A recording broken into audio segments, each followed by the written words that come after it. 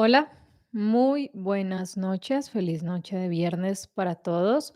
Bienvenidos a este nuevo directo en Mentes Positivas.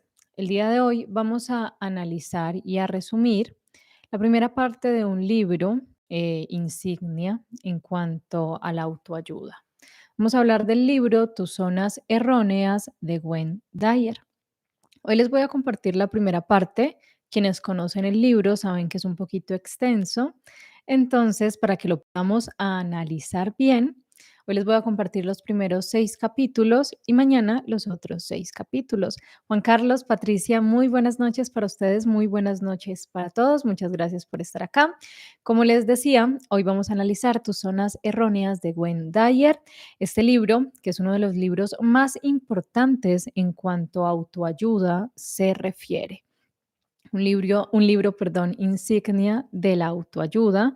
Hemos hablado acá mucho en este canal de Gwen Dyer, les he compartido algunos escritos de otros libros de él, algunas partes, algunas reflexiones, pero hoy analicemos el libro más importante de este autor. Analicemos Tus zonas erróneas. El libro se compone de 12 capítulos. Como les digo, hoy vamos a analizar los primeros 6 capítulos. En un próximo directo analizamos los otros 6. Como tal, cuenta en la introducción, es un poquito chistosa, la verdad, porque habla que cuando el libro salió se hizo súper famoso y se convirtió en un bestseller, pero no por las enseñanzas que tenía el libro, sino porque las personas confundieron el título. Confundieron el título de Tus zonas erróneas con Tus zonas erógenas. Entonces, el libro se hizo súper famoso, pero porque las personas lo compraban pensando que era un libro que hablaba acerca de las zonas erógenas de su cuerpo. Entonces, es chistoso la introducción, la verdad. El libro, la verdad, les recomiendo muchísimo, si no lo han leído, que lo lean, porque es de estos libros que a uno le gustan, que te dan el mensaje de una manera fácil de entender, que no se utiliza como en otros libros de autoayuda, un lenguaje muy técnico. Cuando hay lenguaje técnico, pues si tú no conoces de psicología, si no te especializas en eso, si no has leído, si simplemente estás buscando un libro de autoayuda y te han recomendado ese se lo recomiendo porque a veces, como les digo, el lenguaje muy técnico hace que no llame muchísimo la atención. Este libro, al igual que el que les compartí la última vez, de Este dolor no es mío, les conté que ese también me gustó muchísimo porque tiene un lenguaje fácil de entender. También utiliza muchísimos ejemplos de pacientes. Entonces, con los ejemplos, como que tú vas identificando por qué es importante eliminar y trabajar esa zona errónea. Cada capítulo nos habla de una zona errónea que hay que trabajar, que hay que mejorar y que hay que identificar. Entonces, saludándolos a todos de nuevo, agradeciéndoles muchísimo de que se conecten, ¿les parece si empezamos con el primer capítulo? El primer capítulo se llama Haciéndote cargo de ti mismo. A nuestro lado siempre va a caminar la muerte. Le puedes tener miedo o puedes usarla en tu propio beneficio. Siendo la muerte una propuesta tan eterna y la vida tan breve, pregúntate, ¿debo evitar hacer las cosas que quiero hacer? Lo primero a lo que nos enfrenta este libro es algo que sabemos que tenemos la certeza, todos tenemos la certeza de que en algún momento vamos a partir de este mundo, pero a veces lo vemos como un hecho muy lejano, como un hecho que, bueno, va a ocurrir, pero mientras esté vivo voy a seguir haciendo lo que se me dé la gana. Cuando nosotros queremos hacernos cargo de nuestra vida, no es que de un momento para otro, no es que desde pequeños se nos enseñe en casa a hacernos cargo de nuestras emociones, hacernos cargo de nuestro camino, no. Lamentablemente, ocurren sucesos desafortunados que son los que nos hacen decirnos, bueno, no tengo el control de mi vida, estoy viviendo a base de miedo, a base de preocupaciones, a base del que dirán los demás. Entonces, lo primero que nos dice Wendayer para empezar a hacernos cargo de nuestra vida es tener en cuenta que la muerte siempre va a estar ahí. La muerte, tal como nos lo presenta Wendayer, es un recordatorio de cuántas cosas dejamos de hacer simplemente por agradar a los demás, por el miedo a lo que los demás piensen, por ser juzgados, por fracasar, por equivocarnos, por de pronto perder todo el camino que hemos recorrido. Entonces, el primer recordatorio que nos da Wendayer para empezar a hacernos cargo de nosotros mismos es eso, recordar que sabemos que en este momento estamos acá, que estamos comiendo, hablando, leyendo, caminando, haciendo algo, pero que al segundo siguiente, al minuto siguiente, al día siguiente, no tenemos la certeza de que estemos con vida. Entonces, ante esa certeza, ante eso que es un hecho ineludible, lo que nos dice Wendayer y la pregunta que nos lleva a hacernos es esta: ¿debo evitar hacer las cosas que quiero hacer? Si la muerte, si tuviera la certeza de que mañana voy a partir de este mundo, si tuviera la certeza de que mañana hasta ahora no voy a estar acá, entonces me pregunto, ¿debo seguir con la vida como la estoy llevando? ¿La vida que estoy teniendo me gusta, me agrada, me hace feliz? ¿O por el contrario, me estoy privando de hacer muchas cosas que deseo hacer por el miedo al que dirán? Nos dice que muchas veces nuestra vida pasa sin que nosotros participemos en ella. Solo vivimos para agradar y hacer felices a los demás. Nos limitamos y nos llenamos de excusas. La próxima vez que tengas que decidir acerca de tu propia vida, que tengas que hacer una elección personal, hazte la pregunta siguiente: ¿cuánto tiempo voy a estar muerto? Ante esta perspectiva, puedes elegir ahora lo que quieres hacer. Dejar de vivir, dejar de hacer lo que queremos hacer por buscar agradar a los demás.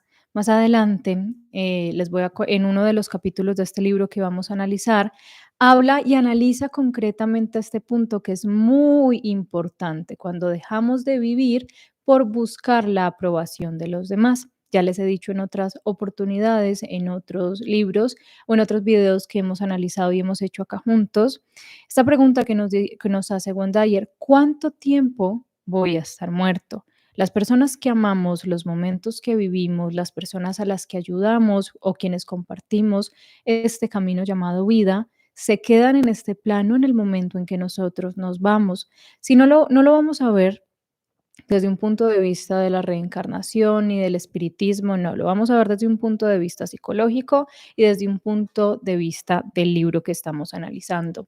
Entonces, si tenemos la certeza de que tenemos estos días, tenemos este tiempo de vida, pero que siempre vamos a estar muerto, entonces, ¿por qué no elegimos lo que queremos hacer? Cuando me refiero a que siempre vamos a estar muertos, hago la cuña antes de que se me olvide, me refiero a que la muerte es algo ineludible, es algo que va a pasar. Entonces, es muy importante, el capítulo es un poquito largo, pero es muy importante que tengan presente que este capítulo habla de hacerse cargo de sí mismo. Entonces, hacerse cargo de sí mismo, resumido, es darse cuenta, primero que todo, que tarde o temprano vamos a partir y que entonces si tenemos la certeza de que vamos a partir, ¿por qué dejamos de hacer las cosas que deseamos hacer? Si no empiezas a actuar de esta manera, a elegir ahora lo que quieres hacer, ya puedes formularte la posibilidad de vivir toda tu vida tal como los demás piensan que debería ser. Empezar a hacerte cargo de ti mismo significa dejar de lado ciertos mitos generalizados. Por ejemplo, que la inteligencia se mide por los títulos académicos, un enorme vocabulario o una gran memoria para recordar datos superfluos. El verdadero barómetro de la inteligencia es una vida feliz y efectiva, vivida cada día y en cada momento de cada día. Cuando somos inteligentes, aprendemos a no dejarnos dominar por los problemas.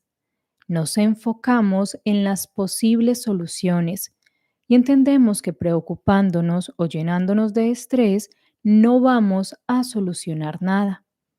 Puedes empezar a considerarte realmente inteligente en base a cómo escojas sentirte al enfrentarte a situaciones difíciles. Recuerda que la felicidad no se mide por la ausencia de problemas, ya que estos hacen parte de la condición humana. Lo verdaderamente importante es la actitud que se toma frente a estos. Bueno, cuando hablamos de que empezar a hacernos cargo de nosotros mismos nos lleva a tener que derrumbar varios mitos que se han generalizado, que se han visto como una costumbre, como algo normal, lo primero que nos dice es la visión que tenemos de la inteligencia. Decimos que el más inteligente es el que tiene más títulos, el que tiene el mejor vocabulario, el que memoriza más citas de libros, el que memoriza más artículos científicos o periodísticos. Y lo que nos dice el libro, lo que nos dice Dyer es que no es así. La inteligencia no se mide por los títulos, la inteligencia no se mide por el lenguaje. La inteligencia, eres una persona realmente inteligente cuando tú tienes el control de tu vida, cuando tú tienes el control de tus emociones, cuando antes de sentirte de cierta manera o de reaccionar de cierta manera, tú puedes racionalizar ese pensamiento y decidir si vas a actuar en base al impulso o en base a lo que tú prefieras hacer. Eso es la verdadera inteligencia, tener el control de nosotros mismos, no dejarnos dominar ni por las opiniones de los demás, ni dejarnos dominar por nuestros pensamientos y por nuestros sentimientos, porque podemos tener todos los títulos universitarios que queramos, podemos tener todos los libros, sabérnoslos de memoria y todo eso, pero si yo no tengo control sobre mis propias emociones, si yo no decido cómo vivir mi vida, cómo actuar frente a las situaciones que se me presentan, tal como nos lo dice Dyer, pues en realidad no soy tan inteligente, porque si no puedo manejar lo más elemental, si no puedo tener dominio sobre lo más elemental, que es sobre mi propia conciencia, que es sobre mis propios pensamientos, sentimientos y reacciones, entonces en realidad no estoy siendo tan inteligente como se supone que creo que soy. También nos dice que es importante recordar la felicidad, que la felicidad no se mide por la ausencia de problemas. A veces todos tenemos un concepto diferente de lo que significa la felicidad. Ya hemos hablado muchísimo acá que las palabras son escalones para poder entender algo que queremos decir. Todos tenemos un concepto diferente de la felicidad y pensamos en ocasiones que ser feliz es no tener problemas, que la felicidad es la ausencia de problemas. Dyer nos dice que no es así, que ser feliz no es no tener problemas, que ser feliz es entender, mirar cómo asumo yo esos problemas, que los problemas siempre van a llegar, los problemas siempre van a estar en la vida. Si en algún momento, digamos que para mí el dinero es un problema, pero tengo dinero, después la salud va a ser un problema, pero tengo salud, pero ocurre otra situación, los problemas siempre van a estar presentes en la vida de los seres humanos. Lo importante, lo que determina en realidad si soy feliz o no soy feliz, es la actitud que tomo frente a esos problemas. Si en cada problema me derrumbo, siento que es el fin del mundo, que ya no hay nada más que hacer, que voy a abrir un huequito y me voy a meter ahí, ahí sí hay un gran problema.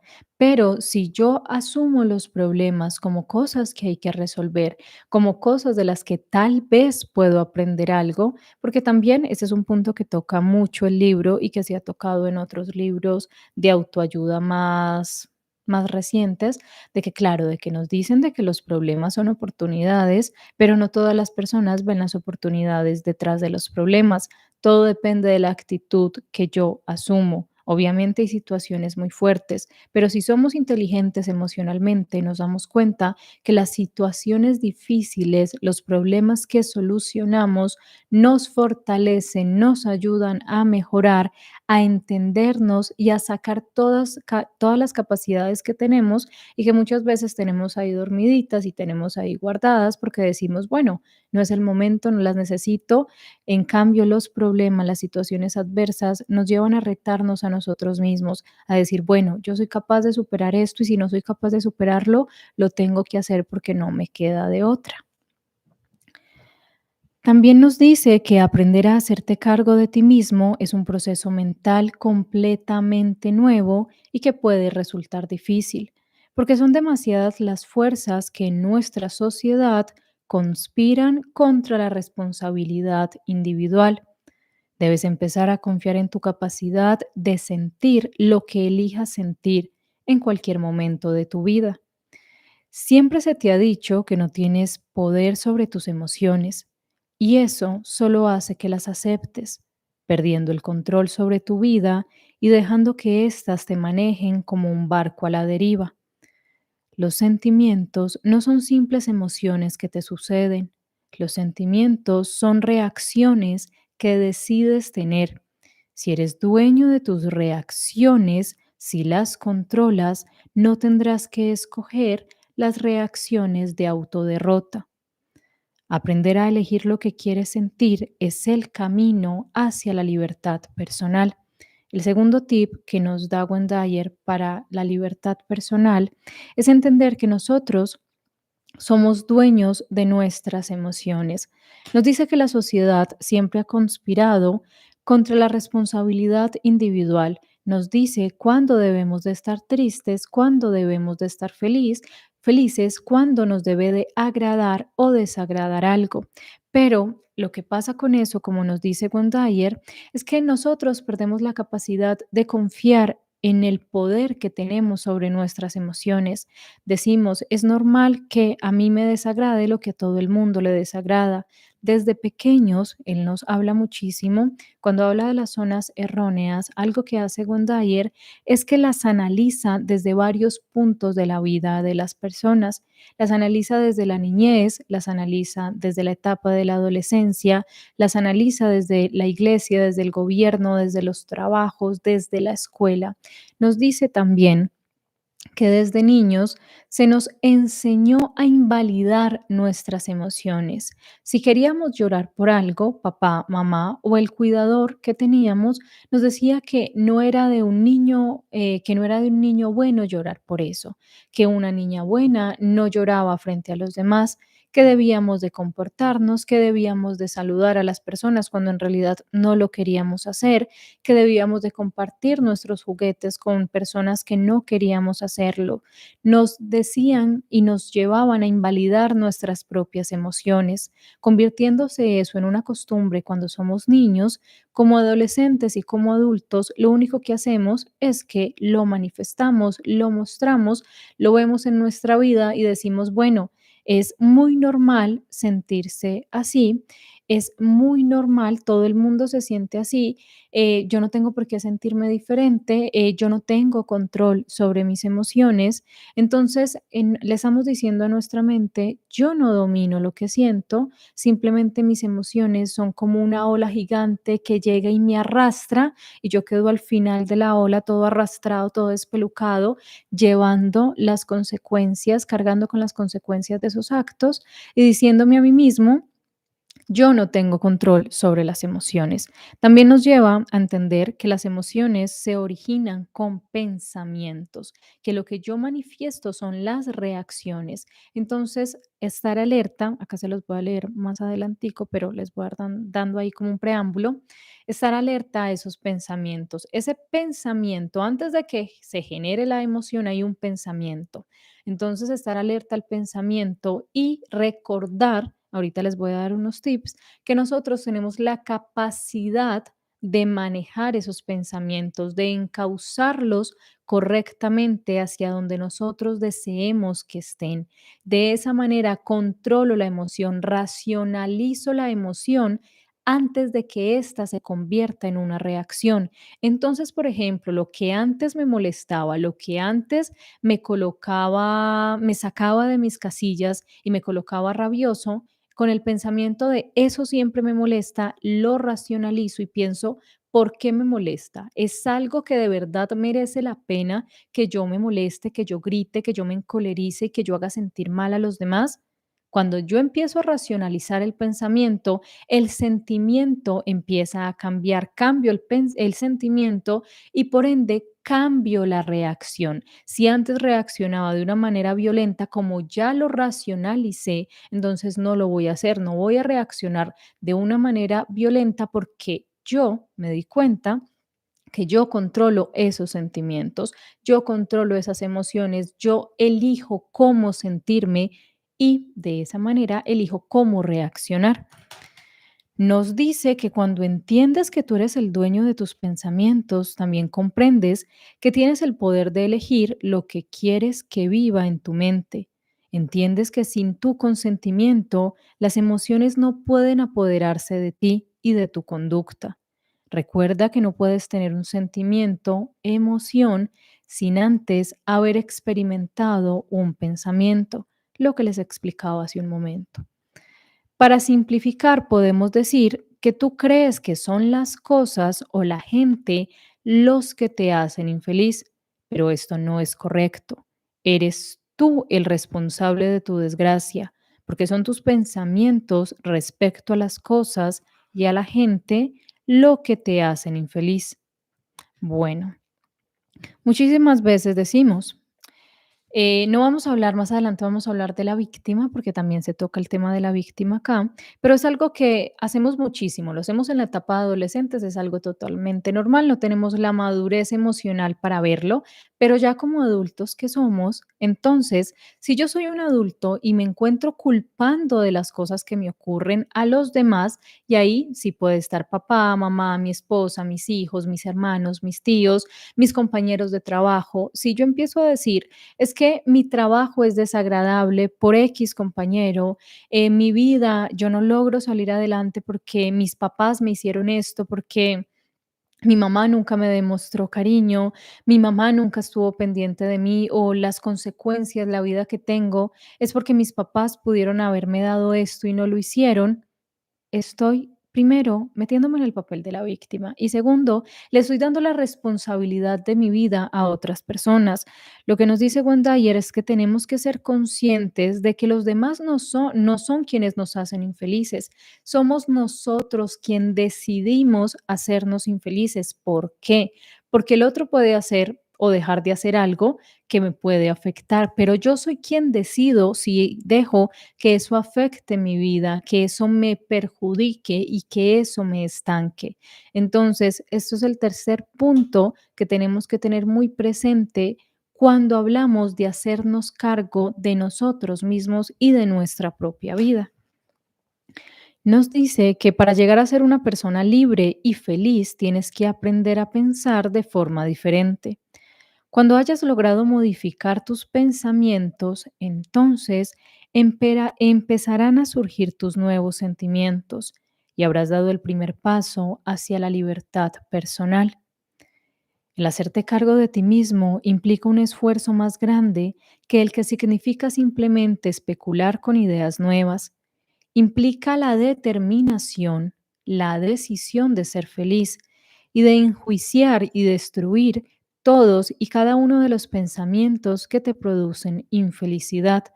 Hacernos cargo de nosotros mismos, decimos, bueno, tiene que ser una tarea fácil, y a veces nos decepcionamos de las terapias, nos decepcionamos de los libros, nos decepcionamos de los especialistas y nos decepcionamos de nosotros mismos, porque decimos, bueno, yo voy a aprender a controlar mis pensamientos, mis sentimientos, mis reacciones, pero sucede X o Y situación y me encuentro reaccionando igual que siempre había reaccionado y simplemente dejo el proceso abandonado porque digo, no, esto no funciona.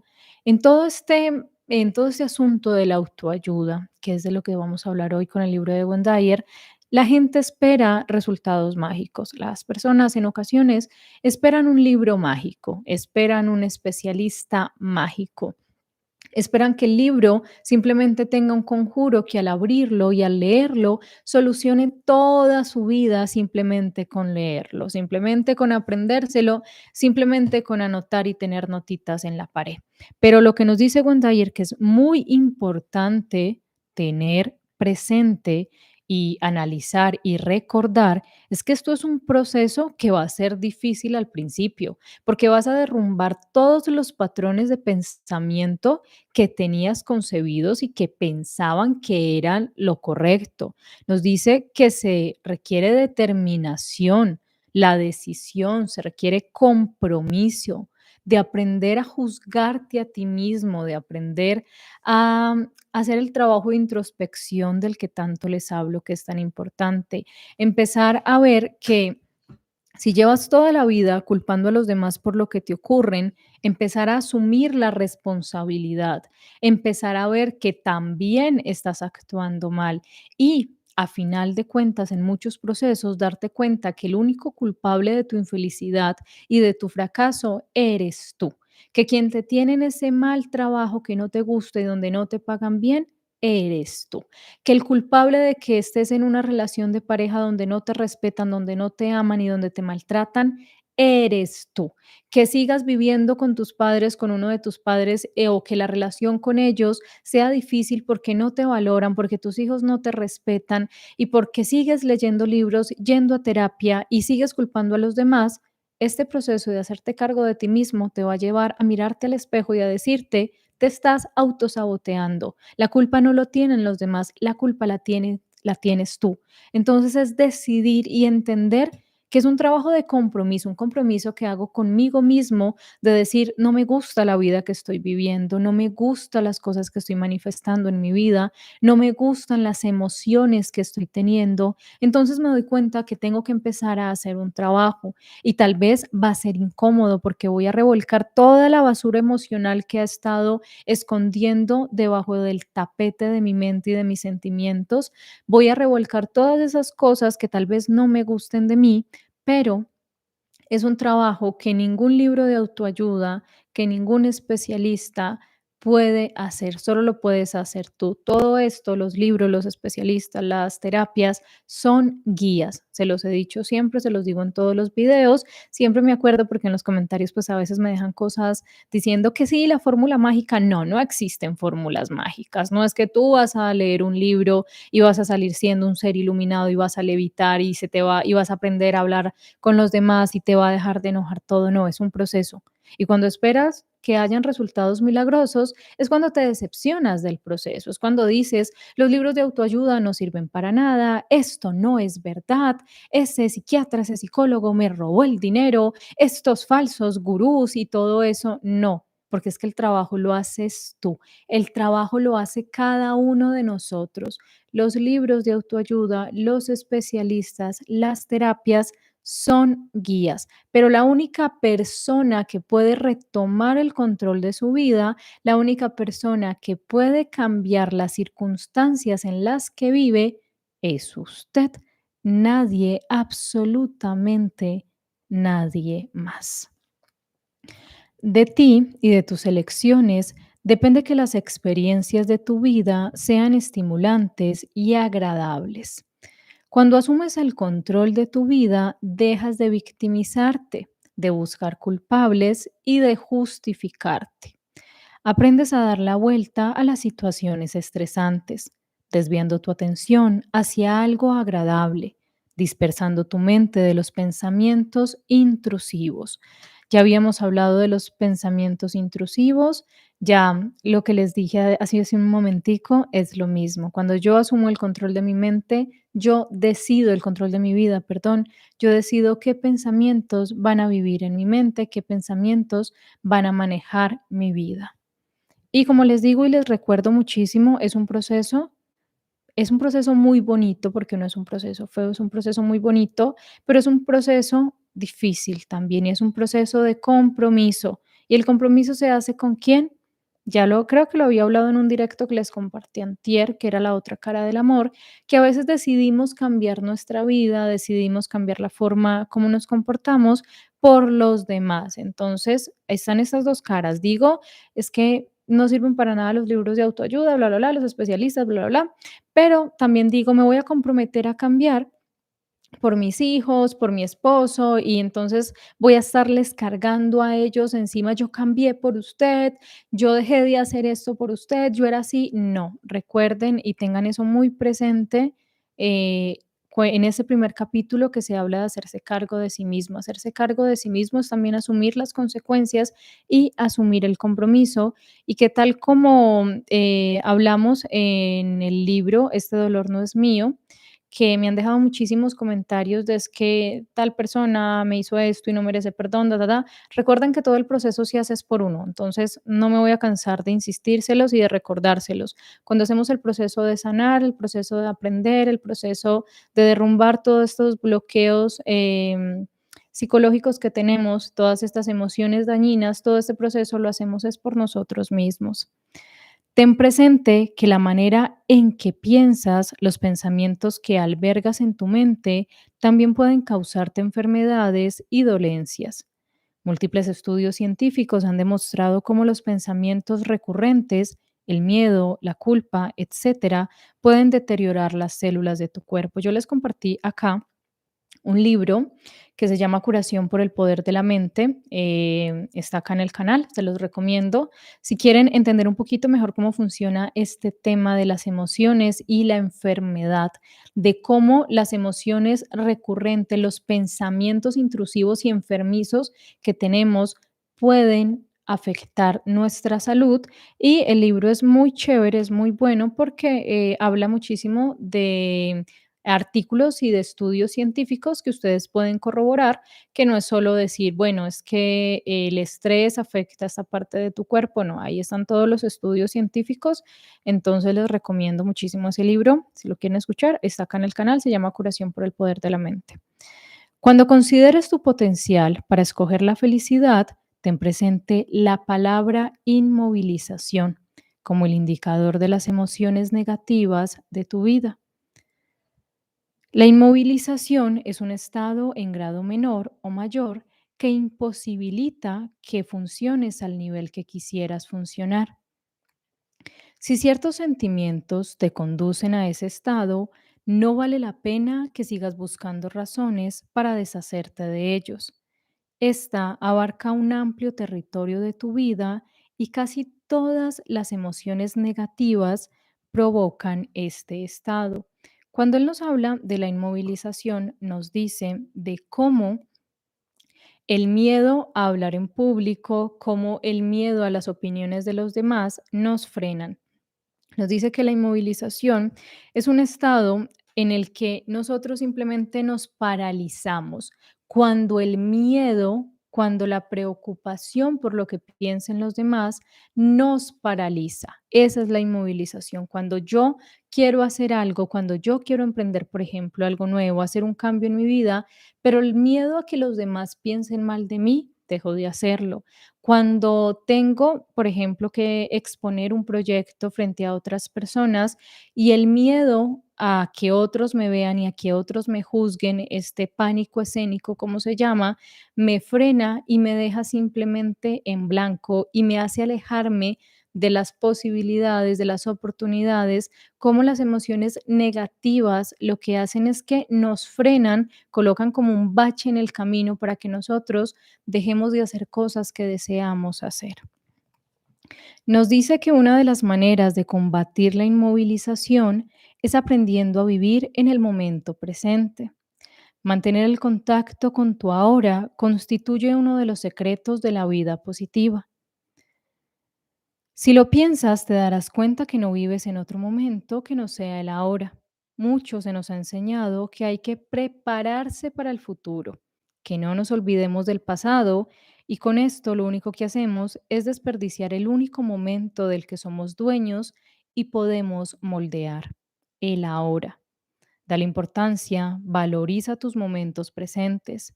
Piensa que si los desperdicias con actitudes autofrustrantes, los habrás perdido para siempre. La gente que sabe aprovechar el presente y lo entiende como el regalo que es, vive una vida libre, eficiente, efectiva y plena. El ahora, otro de los puntos para asumir el control de nuestra vida. Ya hemos hablado acá muchísimo sobre la hora, por ahí les compartí un resumen de un libro que se llama El Poder de la Hora. Y acá otra vez Wendayer, a lo largo del libro nos habla muchísimo, muchísimo de la hora. Nos habla muchísimo de que estamos muy preocupados por el futuro y estamos muy enojados y arrepentidos por el pasado. Vivimos pensando la manera de cambiar nuestro pasado, de si yo no hubiese hecho esto, si no hubiese hecho aquello. Esperamos el futuro como si el futuro fuera un lugar mejor y no nos damos cuenta que nosotros no tenemos incidencia sobre lo que ya pasó y sobre lo que va a pasar. ¿Por qué? Porque son dos lugares que no existen. Nosotros lo único que tenemos es el ahora. Cuando yo vivo plenamente el ahora, cuando yo soy consciente de cada decisión, de cada pensamiento, de cada emoción del ahora, ¿qué pasa? Tengo un buen pasado por el cual no me voy a arrepentir y estoy forjando un buen futuro que me va a hacer feliz. Entonces, la clave, una de las claves para hacerse cargo de uno mismo es eso. Recuerden lo que es el poder que tienen para poder cambiar las situaciones. ¿Quieren un buen futuro? Bueno, encárguense de lo que están haciendo en este preciso momento, en el ahora, porque es que no es que mágicamente no es que mágicamente en un año siempre decimos, bueno, ¿cómo voy a estar en un año? En un año voy a estar muchísimo mejor y estoy concentrado en lo que va a pasar en un año.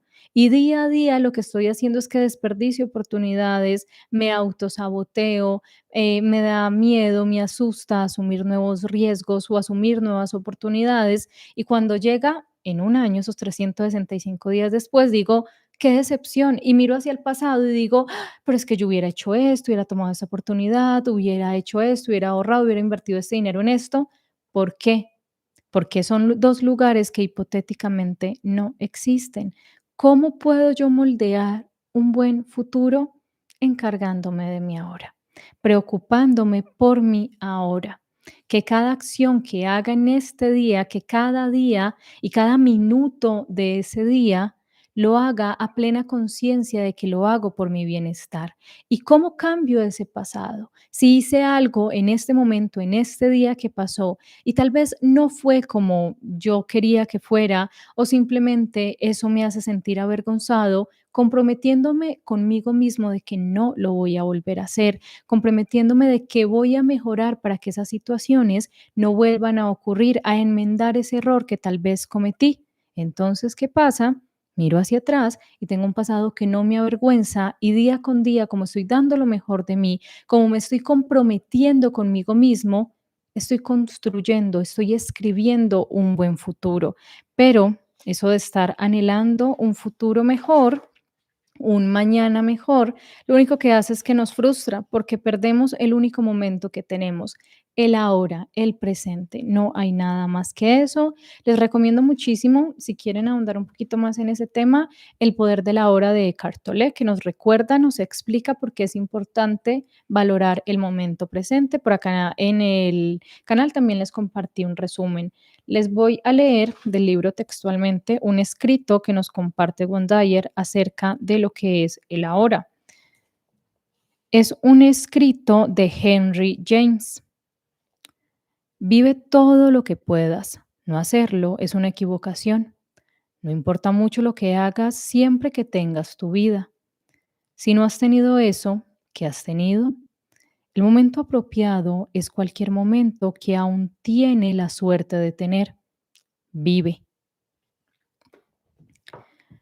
Por último, para cerrar este capítulo, nos dice que la elección de una vida plena y feliz sucede por dos necesidades.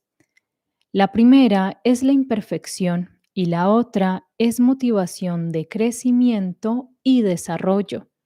Nuestros errores y fracasos pueden ser el catalizador para decidir iniciar los cambios necesarios para tener una mejor calidad de vida.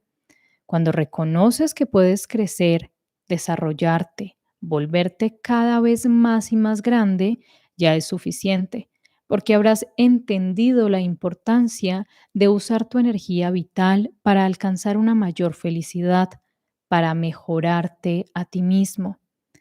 Recuerda que cambiar tu manera de pensar, sentir o vivir es posible, pero nunca va a ser un camino fácil.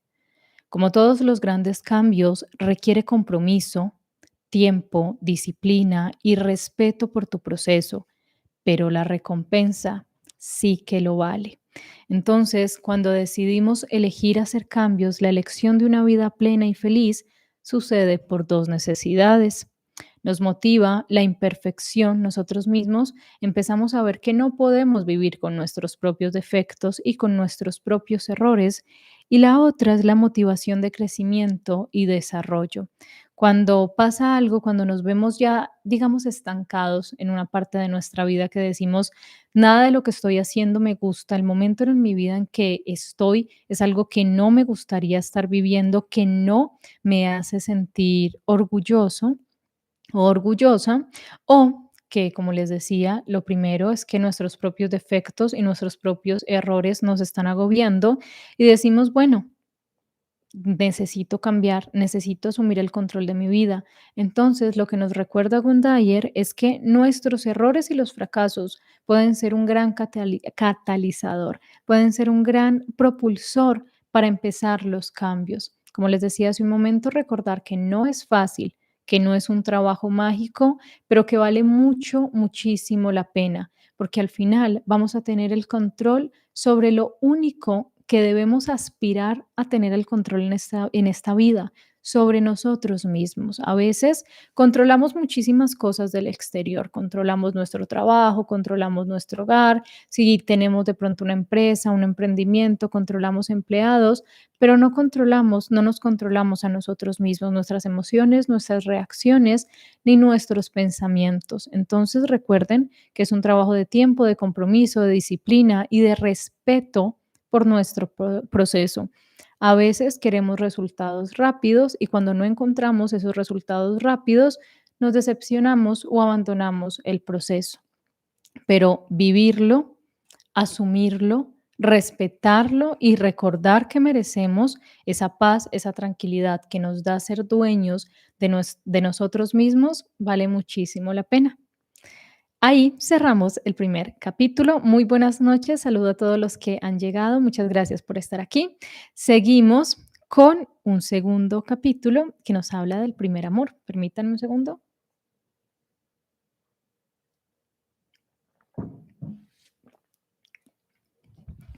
Capítulo 2. El primer amor. El amor a los demás está relacionado directamente con el amor que te tienes a ti mismo. Así sin más. De niños aprendemos a amarnos a nosotros mismos y para los niños esto es natural. Pero entonces los adultos te van diciendo que es egoísta reconocer que eres bello, que tienes un talento o que no te gusta que los demás jueguen con tus juguetes. Aprendiste a anularte, a callar cuando querías gritar o llorar, a ser un buen niño o una buena niña, un niño educado, una niña educada y obediente.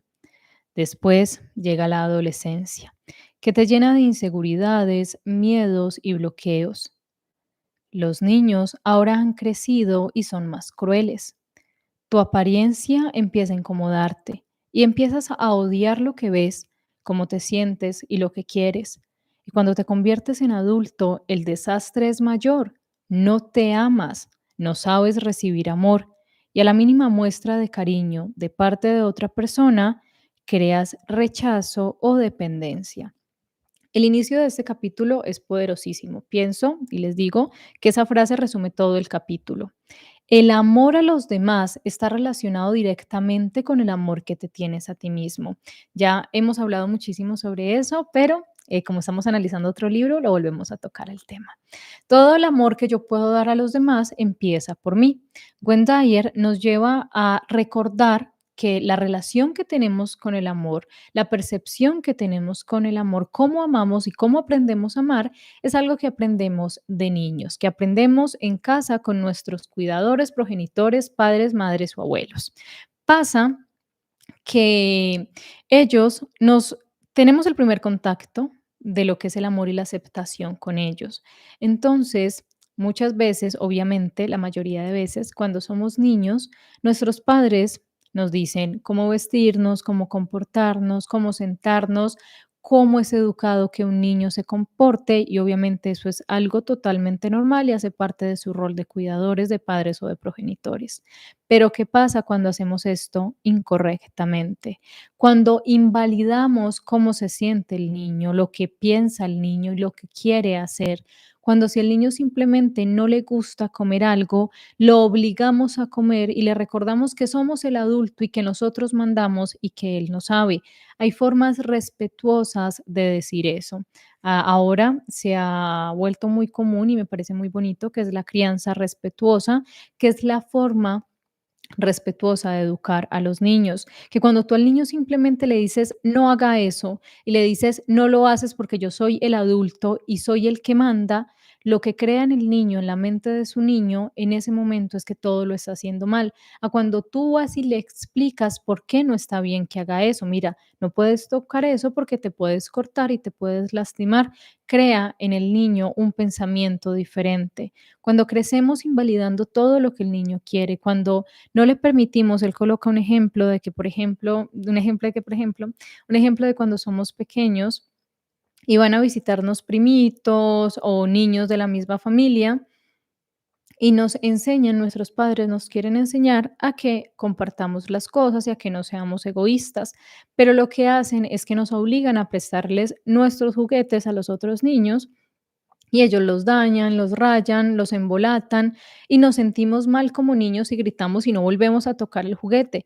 Pero es ¿por qué? Porque estamos invalidando, digamos, estamos invadiendo, perdón, el espacio personal del niño. Estamos invadiendo cómo se siente frente a las cosas que le gustan, que es muy diferente. Hay otras maneras de enseñarle a un niño a que comparta, a que no sea egoísta, que obligándolo.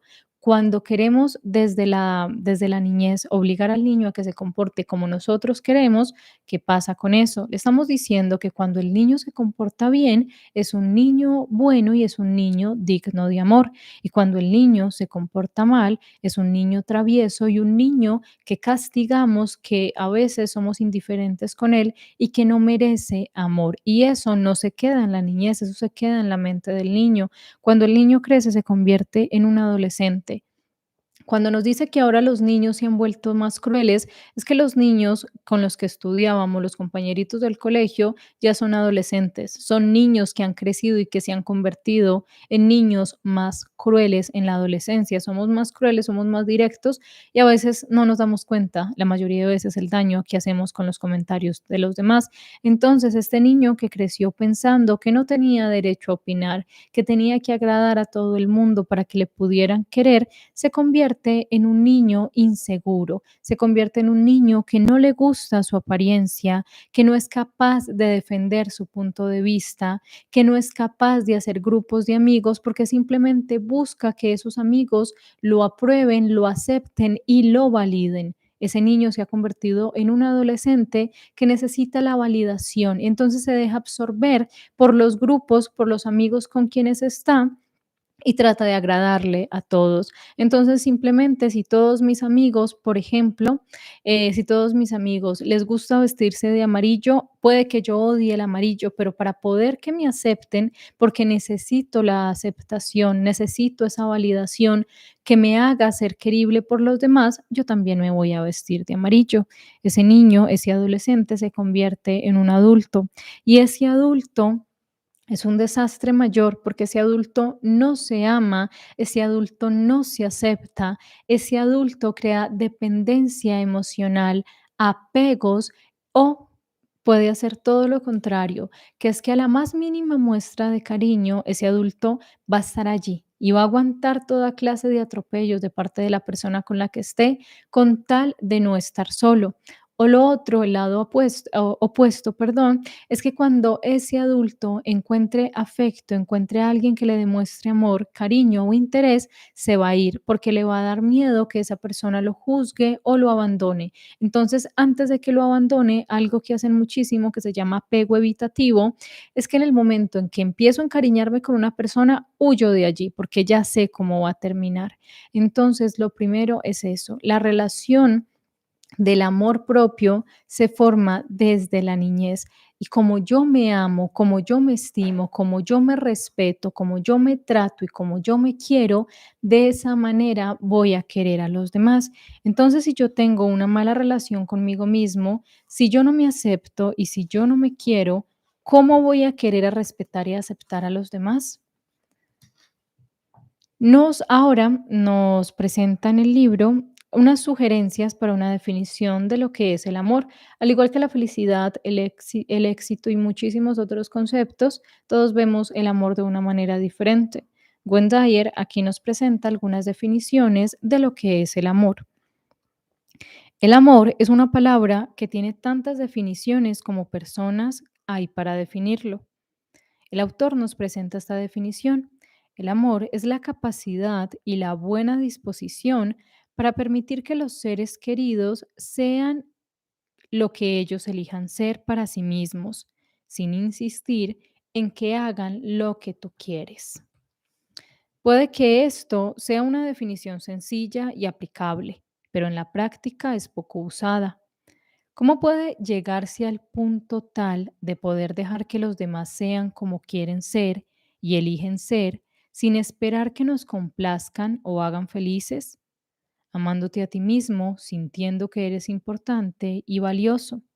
Bueno, nos dice Wendayer que la definición de amor, una definición de amor para él, es aprender a aceptar que a las personas que amo les tengo que dar la libertad de ser como ellas quieren ser, aceptar que ellos son muy diferentes a mí.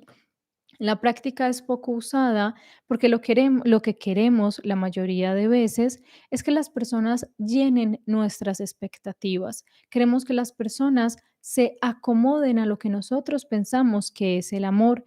Entonces vamos por la vida muchísimas veces desilusionados del amor, desilusionados de las personas, porque vamos tratando de moldear a los demás a nuestro antojo.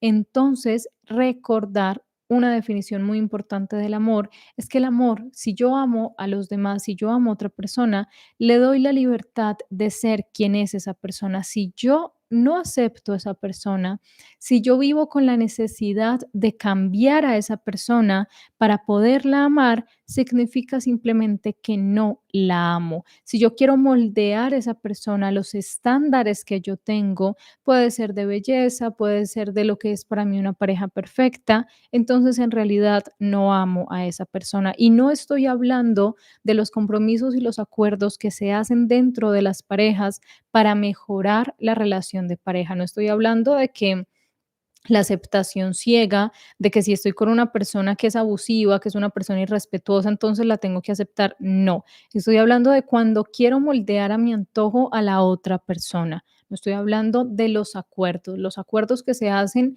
dentro de las relaciones para que sean respetuosas y funcionen, son casos totalmente aparte que no vienen a lo que estamos hablando.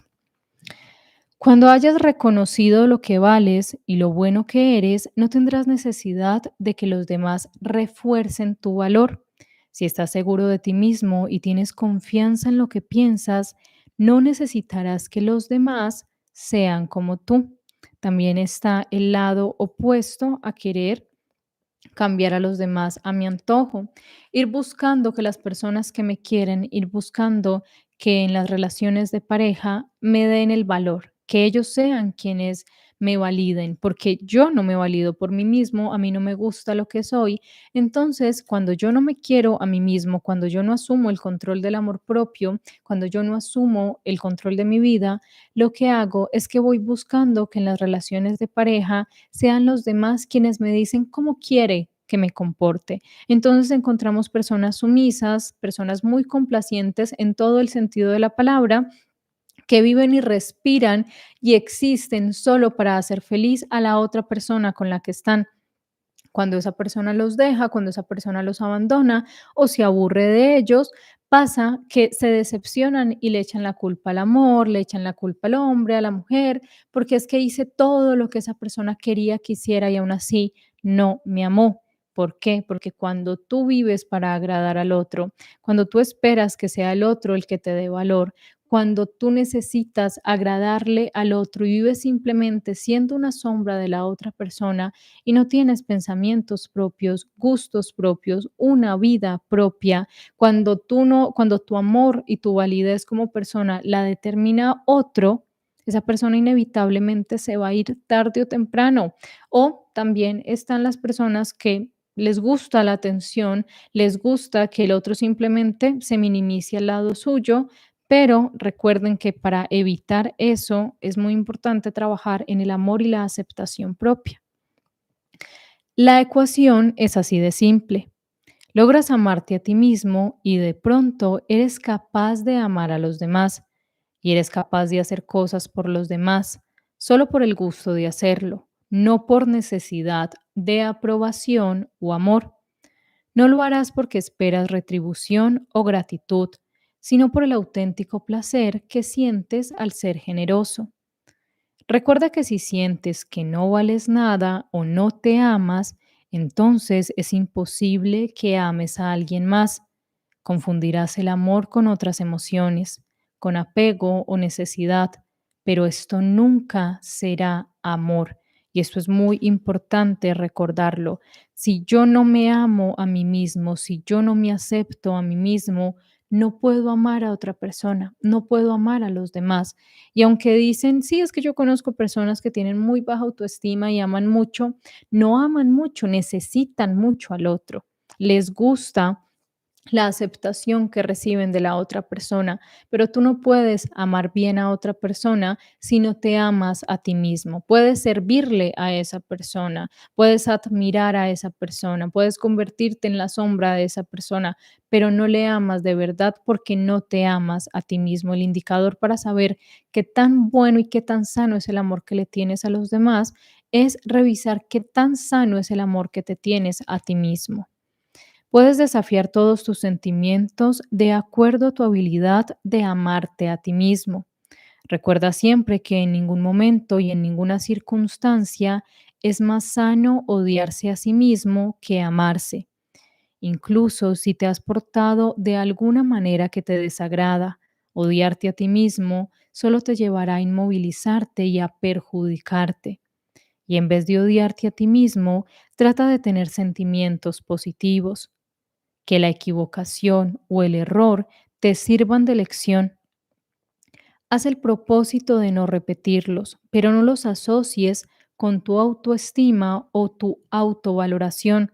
A veces nos colocamos un letrero que dice, yo soy una mala persona porque me equivoqué, yo no merezco ser amado porque hice esto o aquello en algún momento de mi vida. Lo que nos dice Wendayer es que lo que tenemos que hacer es recordar que las cosas malas nos sirven para las equivocaciones que tenemos o los errores que cometemos, nos sirven de lección. ¿Qué es lo que no debo volver a hacer? ¿Qué es lo que no puedo volver a hacer? Porque ya sé el daño que causa a los demás y el daño que me causa a mí mismo. Cuando yo me identifico, cuando yo me valido de acuerdo a las equivocaciones y a los errores que he cometido, lo único que va a pasar es que me voy a odiar, me voy a sentir pequeñito y me voy a sentir que no merezco que nadie me ame y por eso me voy a meter en relaciones que no me hacen bien, en relaciones que me hacen daño, me voy a involucrar con personas que se van a aprovechar de mí y que cada vínculo amoroso que tenga, voy a salir más lastimado que del anterior. No es fácil deshacerse de los hábitos de la niñez.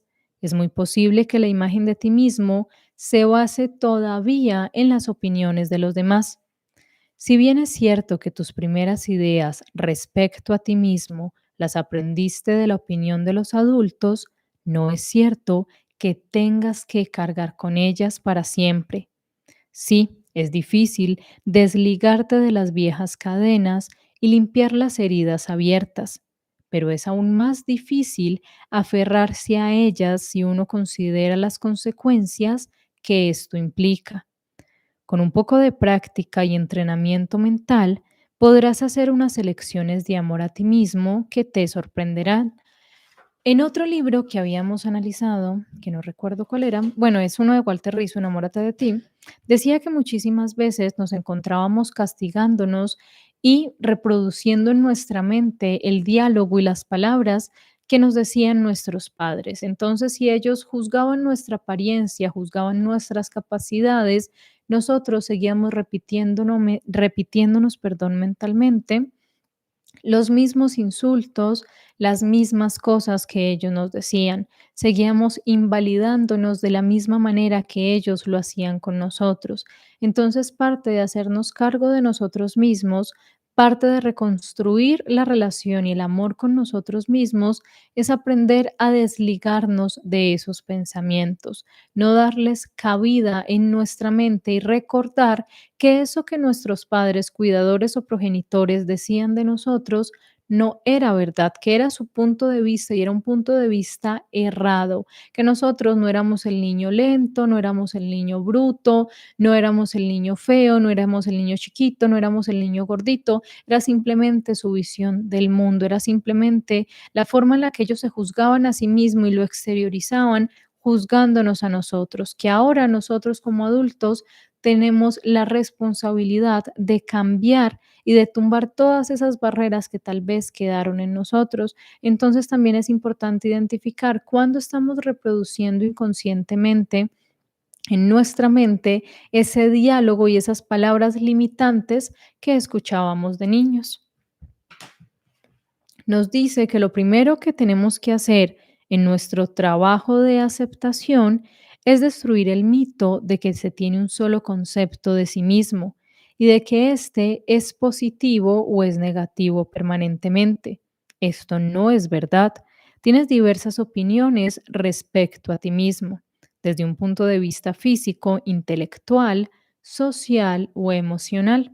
Tus autorretratos son tan numerosos como lo son tus actividades, y a través de todos estos comportamientos siempre estás tú, la persona que aceptas o rechaza. Tú eres quien determina lo que vales sin necesidad de dar explicaciones a nadie, y tu propio valor, que es un hecho en sí, no tiene nada que ver con tu comportamiento ni con tus sentimientos. Lo primero que nos dice nuestro trabajo de fortalecer la relación con nosotros mismos y de aceptarnos es que tenemos que destruir ese mito de que tenemos un solo concepto de nosotros, que tenemos un concepto positivo o negativo de nosotros. Nos dice que no es así, que tenemos diversos conceptos de diversas opiniones respecto a nosotros mismos. Y esas opiniones varían dependiendo del estado emocional en el que estemos. Entonces puedo tener una emoción diferente, una opinión diferente de una opinión positiva de mi cuerpo, una opinión negativa de mi inteligencia, una opinión negativa de mis reacciones, de mi desempeño social. Entonces eso es algo totalmente normal. No es que simplemente yo piense de mí que soy buena o piense que soy mala. No, puede que haya cosas de mí, en mi autoconcepto, que diga esto me gusta mucho de mí, esto no me gusta tanto y eso no tiene nada totalmente, no tiene nada de malo, como nos dice Wendayer. Nos dice que es totalmente normal que la opinión sobre nosotros cambie, que puede que nos guste mucho un ámbito o algo de nosotros, pero que otra parte no nos guste para nada y que de eso se trata este proceso de aprender a hacernos cargo de nuestras emociones y de aceptarnos, entender que puede que nunca estemos 100% satisfechos con quienes somos nosotros, pero que lo más importante es que asumamos el control de que no voy a permitir que la opinión de los demás me haga dudar de mis capacidades o me haga dudar de quién soy yo. Nos dice que también es muy importante para poder hacer ese trabajo de la aceptación, empezar por el amor por el cuerpo. Vamos a hablar del amor al cuerpo. Es importantísimo que hablemos de tu yo físico. ¿Te gusta tu cuerpo? Si has contestado que no, trata de dividir esta respuesta en diferentes partes. Aquí nos dice que cuando hablamos de que no nos gusta mi cuerpo, generalmente hablamos de la parte exterior y nos dice que nuestro cuerpo no es solamente nuestra cara y nuestros atributos físicos, por así decirlo, sino que hay que hacer una lista de las cosas que no nos gustan. Nos dice que en esa lista que no nos gusta, incluyamos cada parte de nuestro cuerpo, absolutamente todo, nuestros órganos, nuestros huesos, las arterias, todo. Y nos lleva a recordar que no es que tengamos buen cuerpo, tú eres tu cuerpo. Y el que no te guste significa que no te aceptas a ti mismo como un ser humano. Puede que tengas rasgos físicos que no te agradan, pero en realidad lo que has hecho es aceptar la definición de la sociedad respecto a la belleza. No dejes que los demás te digan lo que te debe resultar atractivo. Decide qué es lo que te agrada, tuyo físico y qué es valioso. Ahora recuerda que eres atractivo para tu modo de ver, para ti, rechazando las comparaciones y las opiniones de los demás. Permítame por acá. En esa parte del amor al físico, nos lleva a recordar que muchísimas veces nos rechazamos o nos aceptamos y no mirándonos, perdón, bajo la lupa del concepto de la belleza de la sociedad. En algún momento, la ropa que hace 50 años era súper cool tener puesta y era súper bonita. Si alguien se la pone en este momento, le van a decir que está loco y que eso está feo. Entonces, cuando nosotros regimos nuestra aceptación, cuando nosotros nos regimos por los cánones de belleza de la sociedad, siempre vamos a estar en disgusto con nosotros mismos, porque un día nos van a decir que es bonito tener el cabello amarillo, otro día nos van a decir que es bonito tenerlo rojo, otro día que largo, otro día que corto, otro día que los hombres visten de negro, otro día que las mujeres visten de amarillo, etcétera, etcétera, etcétera.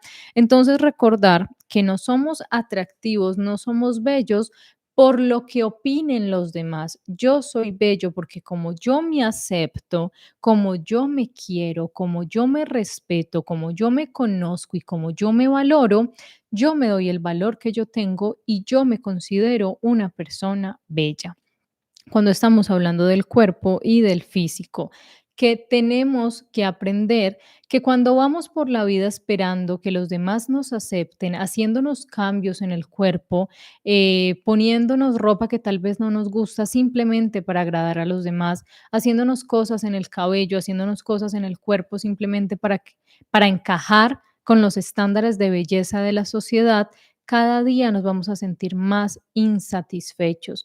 La belleza está en los ojos de quien la mira y todo es una percepción personal, pero cuando yo me dejo absorber por la opinión de los demás acerca de lo que es bello y de lo que es feo, pues siempre me voy a sentir insuficiente y frustrado. Entonces, la aceptación hace parte de eso, dejar de regirse por todos los patrones de belleza que la sociedad busca imponer.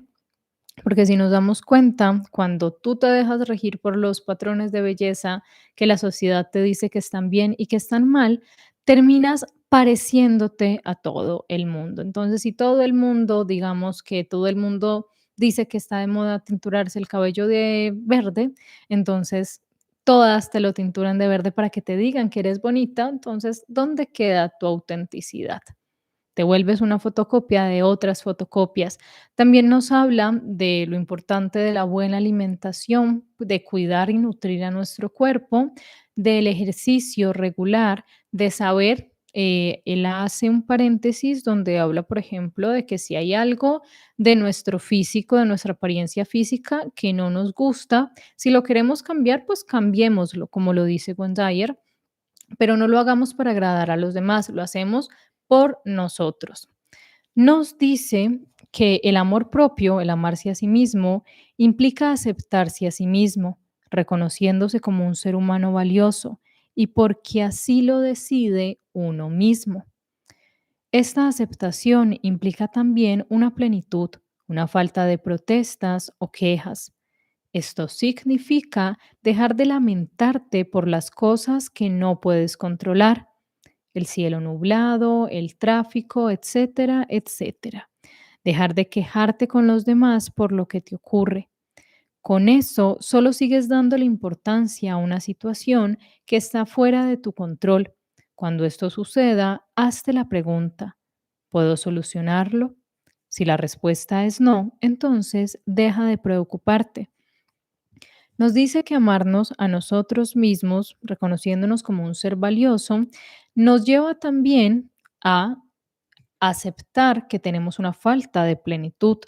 Entonces, para poder arreglar esa falta de plenitud, tenemos que dejar de quejarnos, de lamentarnos, de enojarnos por las cosas que no podemos solucionar. Lois Hay, en uno de sus libros, El poder está dentro de ti, nos dice que evitemos regar chismes, que evitemos regar malos comentarios, porque con eso lo único que hacemos es contaminarnos a nosotros mismos. Cuando vivimos quejándonos, cuando salimos un día, no sé, salimos a un paseo, salimos a hacer algo y el día está nublado y decimos, voy a estar enojado todo el día porque este día está nublado, ¿quién se afecta? El cielo no se afecta, va a seguir estando nublado y si va a llover va a seguir lloviendo y tú vas a estar amargado por eso. Cuando quieres tener plenitud, cuando trabajas al amor a ti mismo, también te preguntas, bueno, hay una situación que me incomoda, una situación que no me gusta, entonces nos lleva a hacernos esa pregunta que siempre les recomiendo frente a una situación que los tiene preocupados. ¿Esto lo puedo solucionar? ¿Tiene solución? Si la respuesta es sí, empieza a trabajar en la solución. Si la respuesta es no, entonces ¿para qué te preocupas? Con eso lo único que haces es que te enfermas, te estresas, te amargas y empiezas a culpar a los demás por cosas que ni ellos pueden solucionar ni tú puedes solucionar.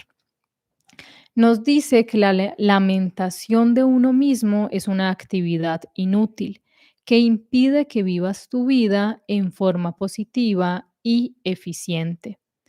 Te impulsa a tenerte pena a ti mismo e inmoviliza tus esfuerzos por dar y recibir amor. Más aún, disminuye tus oportunidades de mejorar tus relaciones y aumentar tus relaciones sociales. Debes estar pensando de que todas estas palabras sobre el amor a uno mismo implican un comportamiento semejante a la egolatría. Nada puede estar más lejos de la realidad.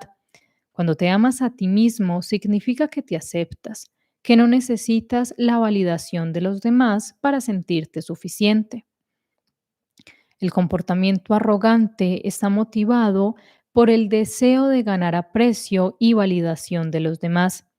Quiere decir que la persona no se valora a sí misma, lo hace solo en base a lo que los demás ven en él. De no ser así, no sentiría la necesidad de convencerlos. En este otro capítulo que sigue, perdón, hablamos mejor de la búsqueda de la aprobación. Cuando hablamos del amor propio, cuando hablamos de la importancia de trabajar, fomentar el amor propio, siempre se dice, es que me voy a volver ególatra, es que me voy a volver narcisista, es que recuerden la historia de Narciso, entonces hay que tener cuidado con el amor propio. No.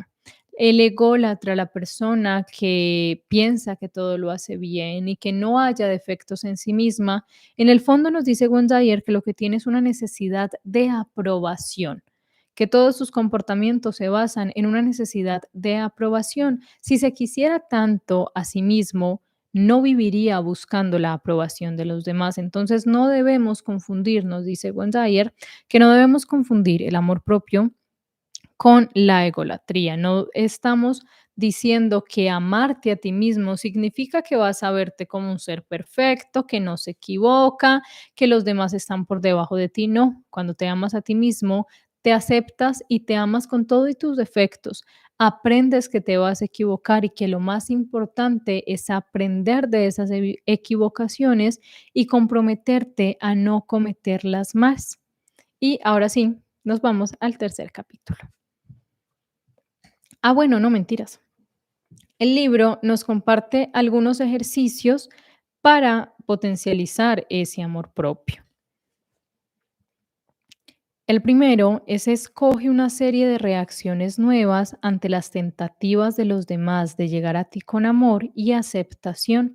Si nos encontramos que no nos gusta que los demás nos den amor, que los demás nos traten bien, que los demás nos demuestren afecto, empecemos a trabajar en eso, escoger nuevas reacciones frente a las demostraciones de amor de los demás, aprender que somos dignos de amor, que merecemos recibir amor de los demás.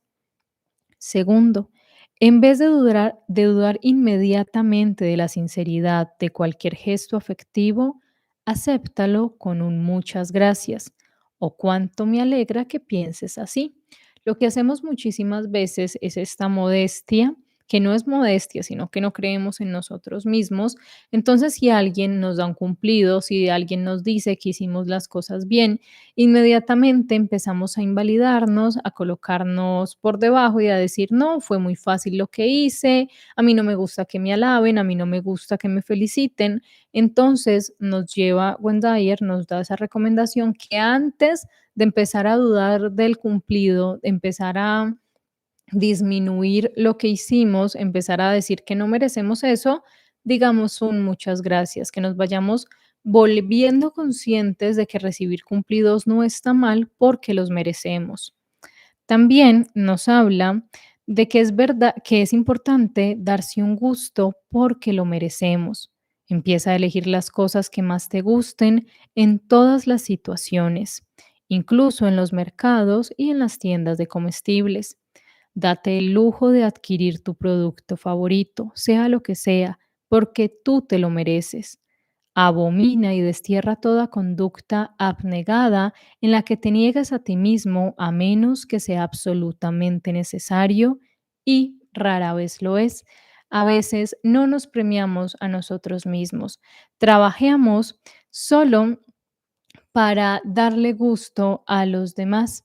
Trabajamos para pagar obligaciones, para ahorrar, pero cuando decimos, bueno, me compro para mí solo la ropa del trabajo, solo la comida que necesito, y si me sobra dinero, pues se lo doy a alguien o lo ahorro, pero si por ejemplo me quiero dar un gusto, si pasé por una pastelería y me quiero comprar algo, digo no.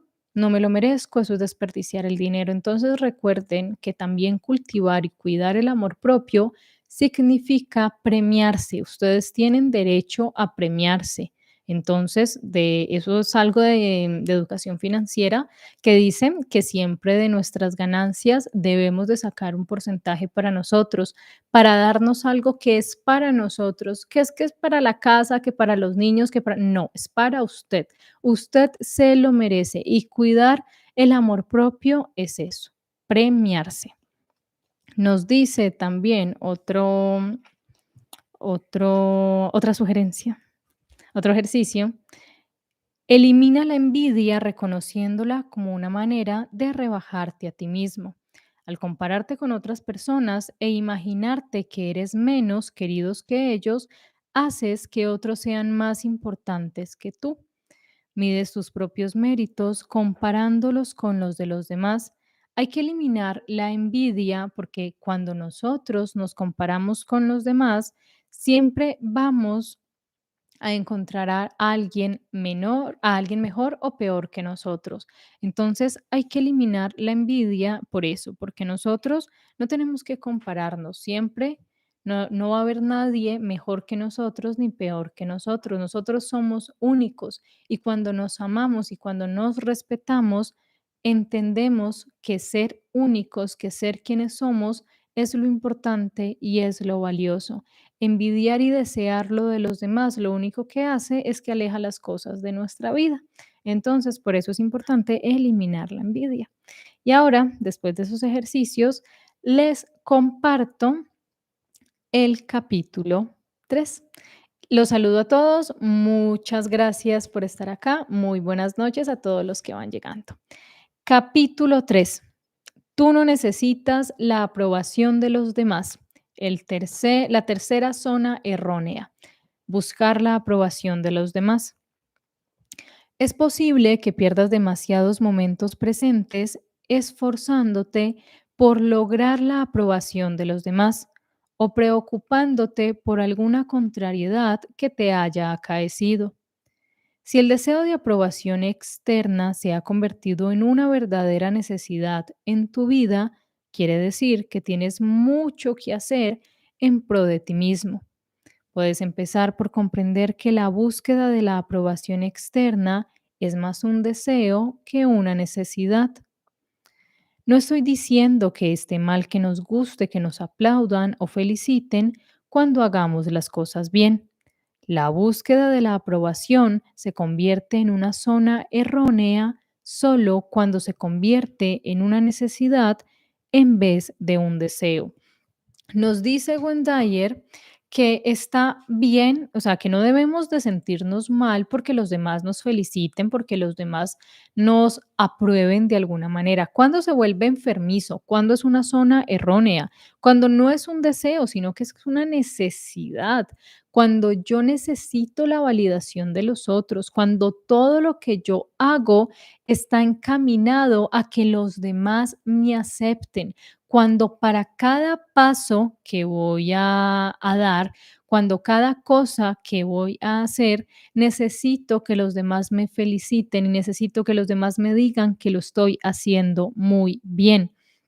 Pasa muchísimo, nos decía Gwendayer en un ejemplo, que llegamos a unos extremos, ahorita más adelante se habla que esto empieza en la niñez, llegamos a unos extremos donde no vivimos sin que las otras personas nos den permiso. ¿Cómo así? Vamos a cambiar de trabajo, pero nosotros no confiamos en nosotros mismos. Entonces necesito que los demás me validen, necesito que los demás me digan, ¿será que si cambio de trabajo? ¿A usted qué le parece? Y empiezo a preguntar, si voy a hacer, por ejemplo, un cambio de look o me voy a comprar alguna ropa, yo puede que me la puse y dije, me encantó, pero voy preguntándole a los demás, ¿te parece que está bien? Y si no te gusta, y si alguien te dice que no te luce y que te hace ver más gorda o más gordo, entonces vas y te cambias porque no te aprobaron. Muchísimas personas Muchísimas personas tienden a guiar su vida para agradar a los demás. Entonces, todo lo que hacen o dejan de hacer, lo hacen con la intención de que alguien los felicite. Entonces, tú los ves normal y solo los ves felices, solo los ves radiante cuando los demás están alabándolos, cuando los demás les están diciendo, qué fuerte eres tú, qué valiente eres tú, qué juicioso, qué trabajador, qué buena persona eres. Cuando eso se vuelve una necesidad, cuando yo necesito que los demás me alaben, cuando si alguien me da un cumplido y bueno, muchas gracias ya, pero si en otra situación similar nadie me da un cumplido y yo me empiezo a preocupar y empiezo a hacer muchas cosas para que los demás me lo digan y para agradarle a los demás, significa que ahí hay mucho trabajo que hacer, porque entonces no estoy viviendo mi vida como debería vivirla. Estoy viviendo mi vida para que los demás me den valor. El valor no me lo estoy dando yo. Para mí yo no soy suficiente. Los que me hacen sentir suficiente son los demás. Y si no recibo eso de los demás, entonces me siento frustrado. Nos dice que si ves la aprobación como algo que te gusta recibir cuando haces las cosas bien y te sientes feliz de recibirla, no hay de qué preocuparse. Pero si la necesitas, te puedes derrumbar en caso de no conseguirla. Es entonces cuando empiezan a funcionar las fuerzas autodestructivas. La necesidad de aprobación de otras personas se convierte en un callejón sin salida. A largo plazo, terminas pidiendo permiso para existir a los demás, te expones a miserias y a dolor, porque cuando no recibes esa aprobación de los demás, cuando no recibes esos cumplidos de los demás, empiezas a sentir que las personas no te quieren, empiezas a sentir que tú no eres suficiente y que no eres digno de amor. Hablaba también, Wendavier nos colocaba ejemplos de algunas personas que terminaban sus relaciones de pareja porque al inicio de la relación el cónyuge siempre los estaba alabando, siempre les decía cómo te queda de bonito ese perfume, cómo te queda de bien ese pantalón, te cambiaste el color del cabello, bueno, el color, no, eso es muy evidente, te hiciste un nuevo corte de cabello, pero que con los años, con el tiempo ya no volví a hacerlo, y entonces empezaban a hacer mil cosas para que la persona les diera esos cumplidos y cuando no los recibían, terminaban la relación porque decían, es que ya no me quieres, que ya no me notas, que ya no me halaga. Entonces pasaba que no es que estabas enamorado de la persona o enamorada de la persona, Estabas enamorado de cómo te hacía sentir, de los cumplidos y de la aceptación que tenías que recibías de esa persona. Y cuando ya no hay aprobación, cuando la persona ya no se está desviviendo por decirte lo perfecto, bonita, bonito que eres, entonces simplemente te aburre, ya no te sirve porque no llena tu necesidad de que te aprueben. Nos dice que hay que deshacerse de la necesidad de aprobación, hay que erradicarla de tu vida si quieres lograr la libertad personal. Es imposible que logres la libertad personal mientras sigas esperando la aprobación de los demás. Cuando la búsqueda de aprobación es una necesidad, las posibilidades de encontrar la verdad desaparecen. Si tienes que ser alabado y emites esas señales, entonces nadie puede tratar contigo con frecuencia y tampoco puedes declarar con confianza lo que piensas y sientes en cualquier momento de tu vida. Sacrificas tu verdadera personalidad, tu yo, por las opiniones y predilecciones de los demás. Nos dice que es muy común que una persona que necesita la aprobación de los demás cambie su punto de vista de acuerdo con la persona que está hablando. Hablaba, por ejemplo, del caso de un paciente que tenía una opinión respecto a un tema. Entonces, hablemos de que el tema es que no puedo decir la palabra acá porque ustedes saben que YouTube censura todo, pero digamos que la persona tenía un punto de vista sobre un tema controversial, ¿cierto? Entonces vamos a hablar de los zapatos, que le gustaban los mocasines. Entonces, si estaba con su jefe que le gustaban mucho los mocasines, él decía que eran espectaculares, que era lo mejor que existía. Si estaba, por ejemplo, con su suegro y su suegro decía que no, que esos zapatos no le gustaban, él inmediatamente cambiaba su punto de vista y decía, no, claro, esos zapatos ya no se usan, ¿eso para qué? Volvía y estaba en contacto con un amigo y el amigo le decía que él sí aprobaba que la gente usara mocasines, pero en ciertas circunstancias de la vida, entonces él volvía y se integraba y decía que claro, que solo en ciertas circunstancias, que no siempre.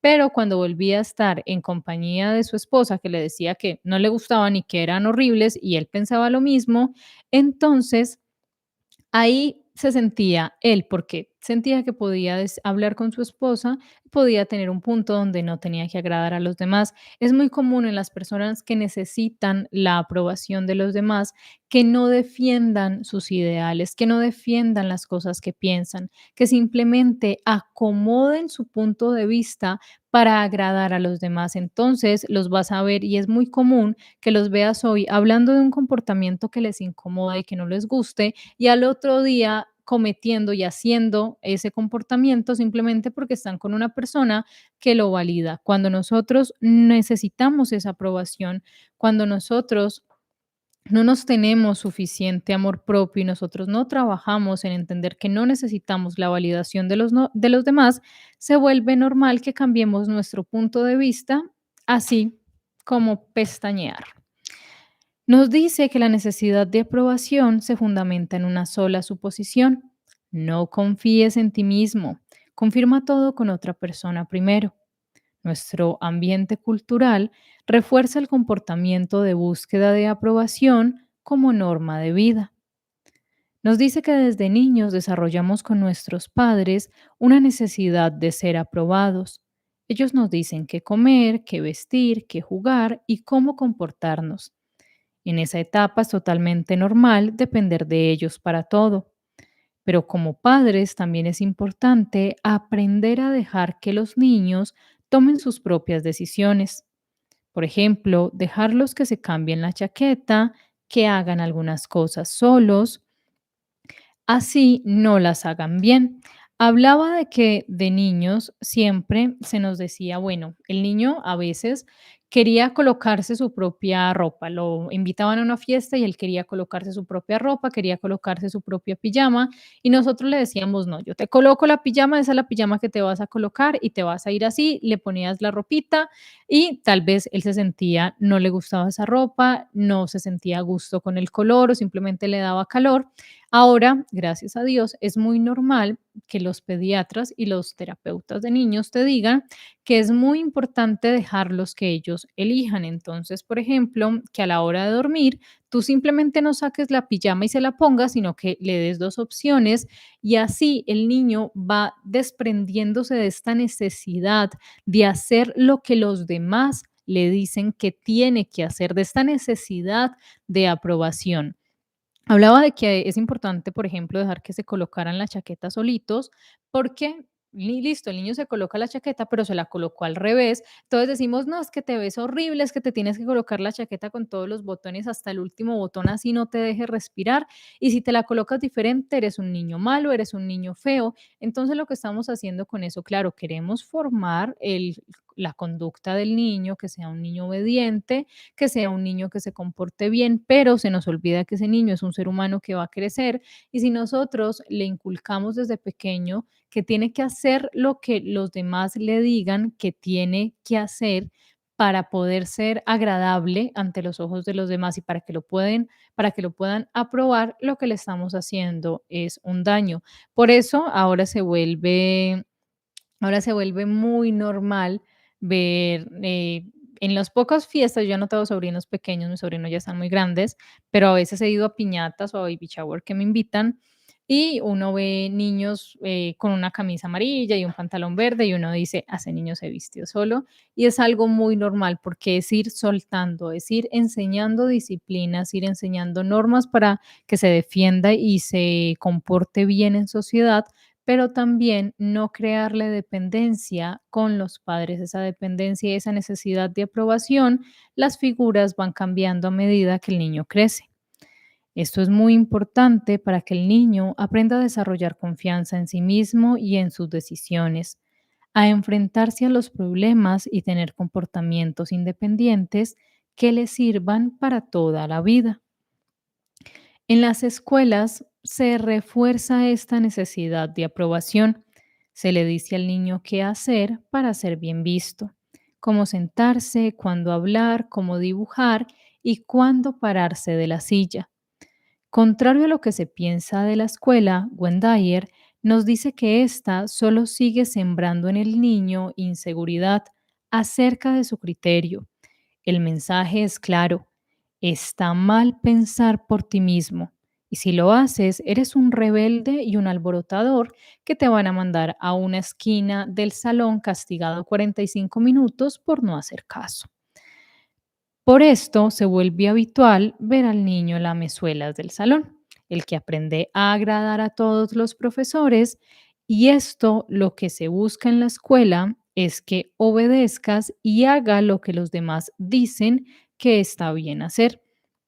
Todos en algún momento de la vida tuvimos en el salón a ese niño que uno odiaba, que uno como niño lo detestaba, porque era ese niño que siempre estaba ahí recordándole a la profesora cuando revisar las tareas que uno no había llevado, que era quien decía quién había gritado, quién había tirado el papelito, y uno simplemente de niño lo odiaba y uno decía, niño, aquí dice lamezuelas, en mi tierra se le dice lambón, y uno odiaba a ese niño. Entonces, ¿qué pasa? Ese niño es el ejemplo para los profesores y dicen, se deben de comportar como Robertico. Si ven, Robertico trae las tareas, él trae el uniforme bien, él se sienta cuando se le dice. Lo que nos dice Gondayer es que la educación como tal está mal encaminada porque al niño se le enseña es a no pensar por sí mismo. Usted va a hacer lo que se le diga y si está bien que las escuelas y lo que se busca es crear hábitos de una conducta apropiada, también a muchas escuelas del mundo se les olvida ayudar a desarrollar en los niños el pensamiento crítico y la libertad de pensar y hacer lo que ellos deseen. Aquí bueno, yo creo que eso, si no estoy mal, eso es un derecho fundamental. Se habla de la libertad de expresión. Esto empezó a aplicar en los colegios en mi época, cuando yo estaba como en quinto, creo que tenía como 10 11 años, y pues no era muy normal ver que los niños, que los muchachos pues de secundaria iban con el cabello tinturado, un arete, porque pues el uniforme se llevaba de una forma, entonces ya el colegio no podía suspenderlos porque ya había había un decreto constitucional que no lo permitía.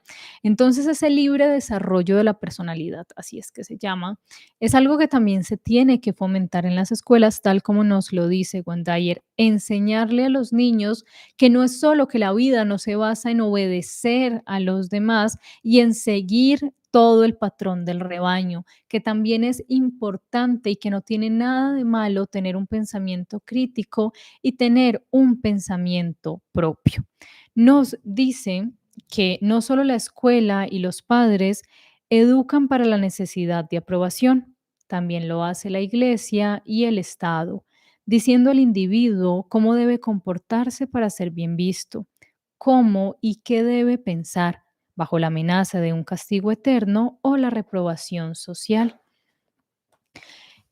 También hablaba, cuando nos hablaba de cómo la iglesia y el Estado nos educaba para la necesidad de aprobación. Nos decía cómo se debía hacer. Nos decía que la iglesia nos nos inculcaba, lo estoy hablando desde las enseñanzas del libro para que después en los comentarios no me regañen, nos dice que la iglesia nos amenaza con un castigo eterno cuando no cumplimos las leyes que la iglesia nos impone.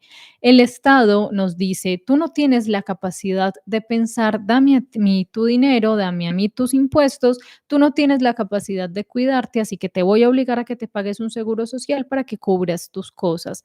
Entonces, los comerciales también, nos hablaba de la televisión, de cómo los productos y las grandes industrias nos vendían esta necesidad de aprobación. Nos decían, por ejemplo, con las marcas de champú, con las cremas para el cuerpo, para la ropa. También hablaba de la música, antes de que se me olvide, hablaba de que la música ahorita estaba llena de mensajes de necesidad de aprobación. No estoy completo sin tu amor, no tienes un buen cabello si no usas nuestro champú. Para poder ser un hombre atractivo, tienes que aplicarte este producto en la barba para ser una mujer atractiva, para que las personas te quieran y te acepten. Tienes que utilizar esta crema y tienes que utilizar este perfume. Entonces nos decía que la sociedad se ha vuelto muy normal que nos vendan y que nos metan por los ojos esta necesidad de aprobación, que nosotros tenemos la tarea de derribar todas estas falsas creencias. Acá nos da algunos pasos para aprender a soltar esa necesidad de aprobación.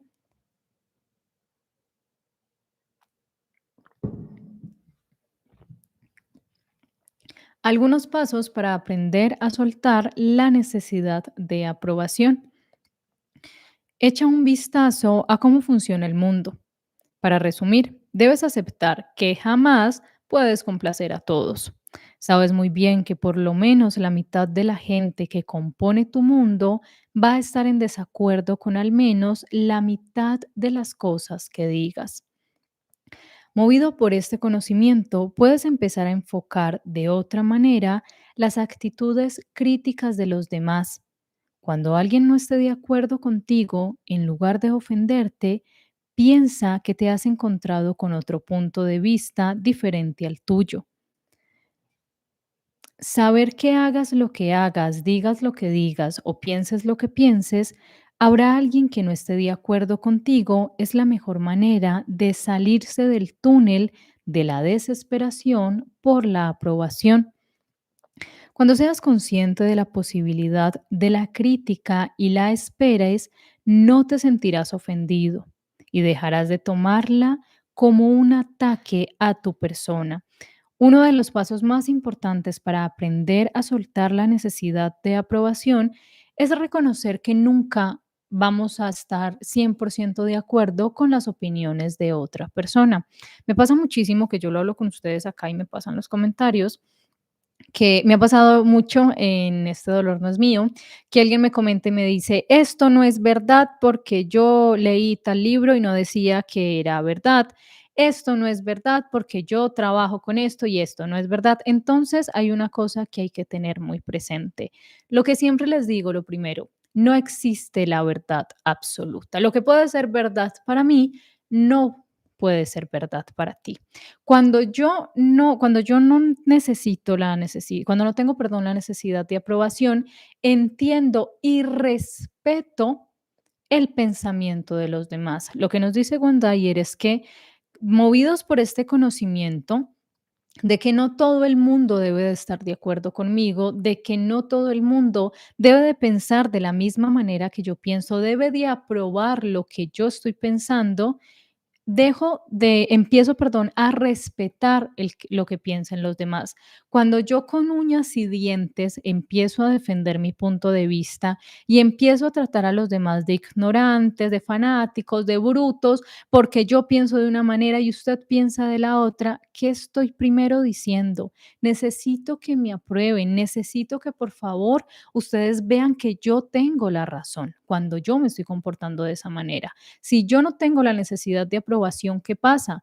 Yo puedo decir que esto es rojo y otra persona me puede decir, no, eso es amarillo. Bueno, está bien, no pasa nada. ¿Qué nos dice Dyer? Que cuando encontremos una opinión diferente a la que tenemos nosotros acerca de las cosas, simplemente agradezcamos porque encontramos un punto de vista que no teníamos, pero que no tenemos por qué enfrascarnos discutiendo con la otra persona, no tenemos por qué tratar de que la otra persona vea el mundo como nosotros lo vemos. ¿Por qué? Porque parte del respeto, de la aceptación y de la diversidad de este mundo es entender que nunca vamos a estar 100% de acuerdo todos y que eso no tiene nada de malo.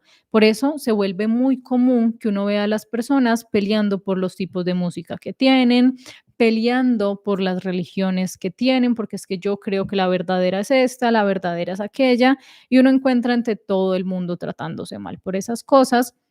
Y eso lo que nos dice Dyer es que lo que esconde es una necesidad de aprobación. Si yo sé que yo tengo la verdad, si yo sé que no le estoy haciendo daño a nadie con lo que pienso, ¿por qué necesito convencer a los otros? ¿Por qué necesito forzar a los otros a que vean el mundo como yo lo veo? Si yo no comparto un punto de vista con otra persona, pues está bien. La otra persona no va a fallecer por eso y yo tampoco. Entonces, primero, el punto más importante para soltar la necesidad de aprobación es aprender a entender que no todo el mundo va a estar de acuerdo conmigo y que yo no tengo que forzar a las personas a que piensen y a que vean las cosas como yo las veo. Y no es que el otro sea ignorante y yo muy inteligente ni viceversa, es que simplemente somos seres humanos diferentes, tenemos experiencias diferentes, tenemos contextos culturales diferentes y vamos a ver las cosas diferentes.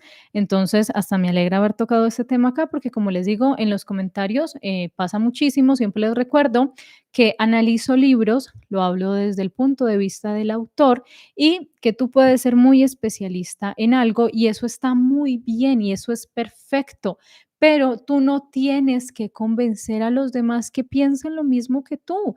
Tú lo compartes, tú das el regalo de compartir lo que tú sabes, lo que tú crees y el regalo que tú tienes. Si la otra persona lo recibe bien o lo recibe mal, pues eso es asunto de la otra persona.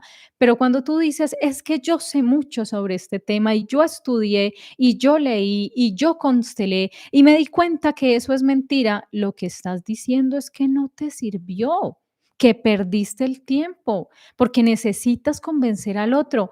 ¿En qué te ganas? Y eso es algo que yo invito muchísimo a que lo hagan, es un ejercicio que yo personalmente hago y me ayuda muchísimo cuando tengo problemas, cuando tengo inconvenientes, como todo el mundo, inconvenientes personales que uno como que te están atacando por tu manera de pensar y tú quieres como que, ¿en qué me beneficia convencer a esta persona de que yo tengo la razón? Para mí tengo la razón, pero para él no. Sigue siendo una persona, su punto de vista es válido y es totalmente respetable. Yo puedo ver el mundo amarillo y él lo puede ver negro. ¿Va a cambiar el mundo por eso? No. Entonces, parte de la aceptación, parte de aceptarme a mí mismo es que tengo que respetar los puntos de los demás, los puntos de vista.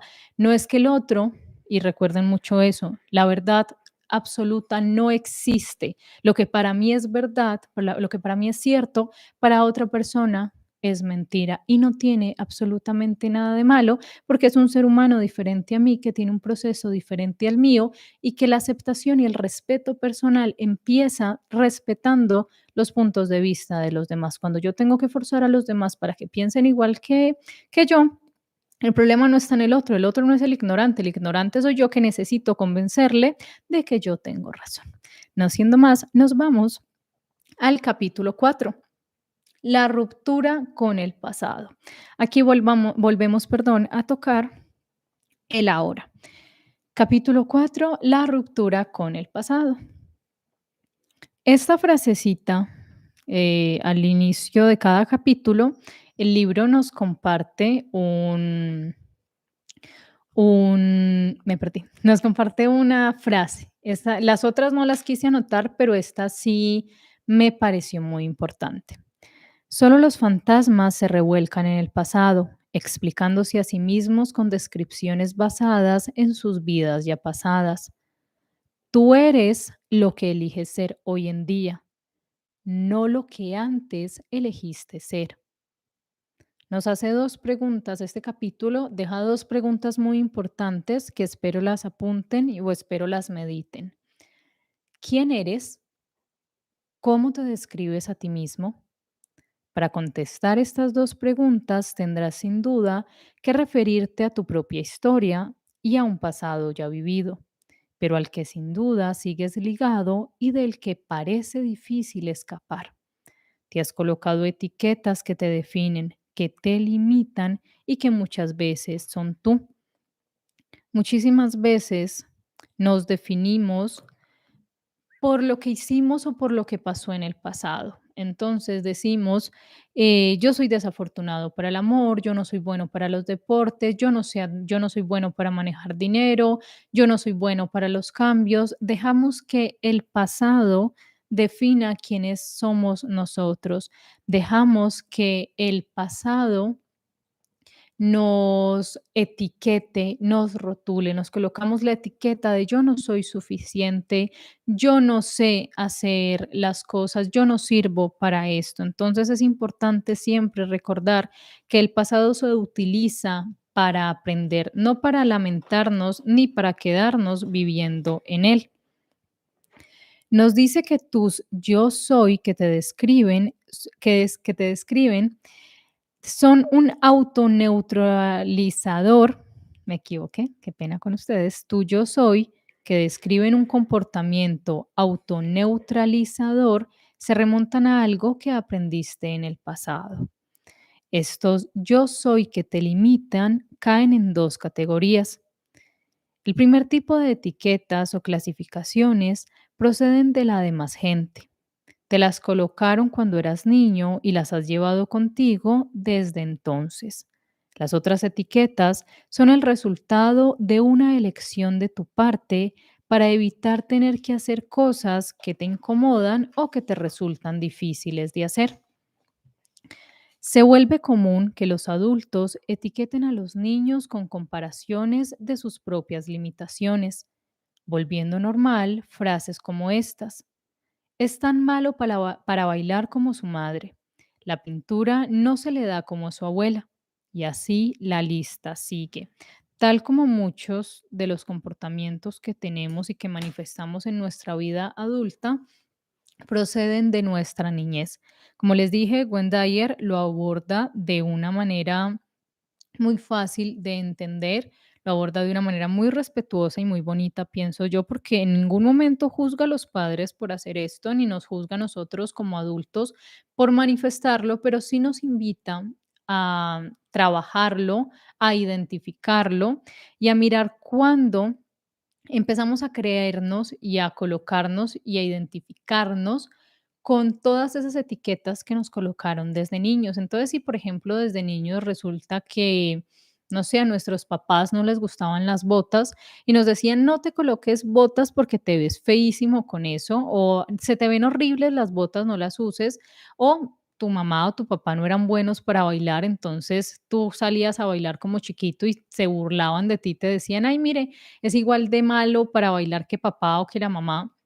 Entonces, el niño aprende a identificarse con esas etiquetas y a medida que va creciendo va diciendo, yo soy malo para bailar, yo soy malo para caminar en botas, a mí nunca se me van a ver bonitas las botas o como a Jim no lo van a dejar usar la minifalda. Nos dice que el niño guarda esas frases en su mente y se cree esos limitantes. Después los integra a su forma de ser. Estos son los yo soy que nunca se discuten, que se aceptan simplemente como como una condición natural de la vida. La segunda categoría de yo soy tuvo su origen en esos rótulos negativos que aprendimos a colocarnos nosotros mismos para no hacer las cosas, para no hacer las cosas que no nos gustaba hacer. Los usamos para evitar las cosas que nos causan inseguridad, miedo o desagrado. Dice que, por ejemplo, estos segundos rótulos, que son súper peligrosos, y ya les digo por qué, nos los colocamos nosotros mismos. Por ejemplo, digamos que alguien, no sé, en la etapa de adolescencia, alguien nos invita a hacer algo que no nos gusta, nos invita a ir a cine a vernos una película y nosotros ya teníamos plan. Entonces, no, no a ver a cine, a patinar, por ejemplo. Y nosotros le decimos, no, yo no soy bueno para patinar. Alguien nos invita a hacer algo, nos pide un favor y decimos, no, es que yo no sirvo para eso. El peligro con esto es que recuerden que todas esas etiquetas, si nosotros las utilizamos durante mucho tiempo, empiezan a quedar grabadas en nuestra mente, en nuestro subconsciente, y empezamos a creérnoslas. Entonces un día vamos a darnos cuenta que si nos montamos en unos patines, pues nos vamos de narices porque puede que en algún momento hubiésemos sido buenos montando patines, pero nos creímos ese yo soy malo para hacer eso. Lo mismo si, por ejemplo, alguien nos pide un favor de hacer una cuenta o algo, decimos, no, es que yo soy malísimo para eso, simplemente porque nos da pereza hacerlo. Entonces, esas etiquetas son muy peligrosas, las etiquetas que nosotros nos decimos y nos creemos, porque se quedan en el subconsciente y se vuelven parte de nuestra realidad. Las retribuciones que te brinda aferrarte a tu pasado por medio de los yo soy que sacas a relucir cuando te conviene pueden ser resumidos nítidamente en una palabra: evasión, lo que evado, lo que no quiero hacer. Siempre que quieres evitar cierto tipo de actividades o ignorar algún defecto de tu personalidad, podrás justificarte con un yo soy. Y si usas estas etiquetas durante mucho tiempo, empezarás a creértelas tú mismo. Y en ese momento ya eres un producto acabado, destinado a seguir siendo lo que eres el resto de tus días. Cuando vives cuando te crees estas etiquetas, perdón, de limitación, cuando te incapacitas tú mismo y te dices, yo no sirvo para eso, yo no sé hacer eso, a mí se me da mal hacer eso, lo único que haces es que te limitas y vives una vida que no te gusta, una vida que te hace miserable y que te puedes pasar preguntándote, pero ¿por qué me pasa esto? Y la respuesta siempre, siempre va a estar en nosotros. Dyer nos da algunas estrategias para liberarnos del pasado y aprender a eliminar los yo soy que utilizamos que son negativos. La primera nos recuerda que dejar el pasado implica correr ciertos riesgos. Tú estás acostumbrado a tus autodefiniciones. En muchos casos funcionan como sistema de apoyo en tu vida cotidiana. He aquí algunas estrategias que te servirán para eliminar esos yo soy que te hacen tanto daño. Eliminar los yo soy cada vez que te sea posible. Sustitúyelos con frases como hasta ahora había escogido ser así o yo solía clasificarme así. Si se encuentran diciendo, no, es que yo soy malo para eso, activen la alerta de que no deben de decir eso porque ese yo soy se lo cree el subconsciente y decir, yo solía hacer eso o hasta este momento me clasificaba así, lo estoy intentando, pero cambiar eso. Lo segundo, anuncia a tus seres más próximos que vas a tratar de eliminar algunos de tu yo soy. Decide cuáles son los más importantes y pídelos que te los recuerden cada vez que los saques a relucir. Entonces, si era para ti normal decir, yo no soy bueno para cocinar, yo no soy buena para montar bicicleta o yo no soy buena para montarme en unos patines porque me voy de narices, entonces pedirle a las personas cercanas que nos que sean como ese timbrecito que nos digan: "Mira, estás repitiendo eso. Mira, deja de decir eso, acuérdate que lo estás trabajando". Lo tercero, ponte metas de conducta para comportarte de manera muy diferente de lo que lo has hecho hasta ahora. Por ejemplo, si consideras que eres tímido, preséntate tú solo a alguna persona a la que normalmente hubieses evitado. Nos dice, las metas son muy importantes. Cuando nosotros nos colocamos metas, creamos un compromiso con nosotros mismos. Entonces, claro, me preocupa, me asusta muchísimo hacer esto, me da miedo, pero me voy a colocar la meta de empezar a hacerlo poco a poco. Así se van creando los hábitos. Y con el tiempo ya no va a ser tan difícil de hacerlo y se va a convertir en una costumbre. Escribe un diario donde vayas anotando tus comportamientos autodestructivos y apunta no solo tus actos, sino también lo que sentías cuando te comportabas de esa manera. Durante una semana, apunta en una libreta la hora exacta, la fecha y la ocasión en que cualquiera de los yo soy autodestructivos y esfuérzate por disminuir el número de apuntes. Cuando empiezas a hacerlo, empiezas a identificarlo, porque una cosa es que se vuelvan automáticos, se vuelve normal, se convierten en una herramienta normal y la utilizamos día con día. En cambio, cuando tenemos el diario y lo revisamos, ya sabemos que, por ejemplo, utilizo el yo no soy capaz de hacer esto cuando estoy nervioso, cuando estoy enojado, cuando algo me preocupa, y así aprendemos a eliminarlo. Y por último, nos dice que es importante estar siempre alerta para notar cualquiera de estas cuatro frases neuróticas y cada vez que vuelvas a pensarlas, corrígete en voz alta de la siguiente manera. Cuando dices así soy yo, cámbialo por un así era yo. Cuando digas no puedo evitarlo, cámbialo por un puedo cambiar si lo intento seriamente. Si te encuentras justificándote y diciendo siempre he sido así, cámbialo por un voy a ser diferente. Y cuando digas, es mi naturaleza y es mi costumbre, cámbialo por un, así creía yo que era mi naturaleza. Con estos pequeños pasos, estas pequeñas sugerencias, vamos aprendiendo a eliminar esos yo soy tan negativos. Por último, nos dice que recuerda que tú eres producto de la suma total de tus elecciones. Cada uno de los yo soy que tanto cuidas podría ser cambiado. Esta parte es sumamente importante. Recuerda que tú eres el producto de la suma de tus elecciones. No somos un accidente. Nuestros padres, nuestra madre no tienen la responsabilidad, si bien sus conductas o su falta de responsabilidad con nosotros creó algunas conductas en nosotros, el único responsable de tener una vida feliz y de cambiarlas soy yo, son cada uno de ustedes.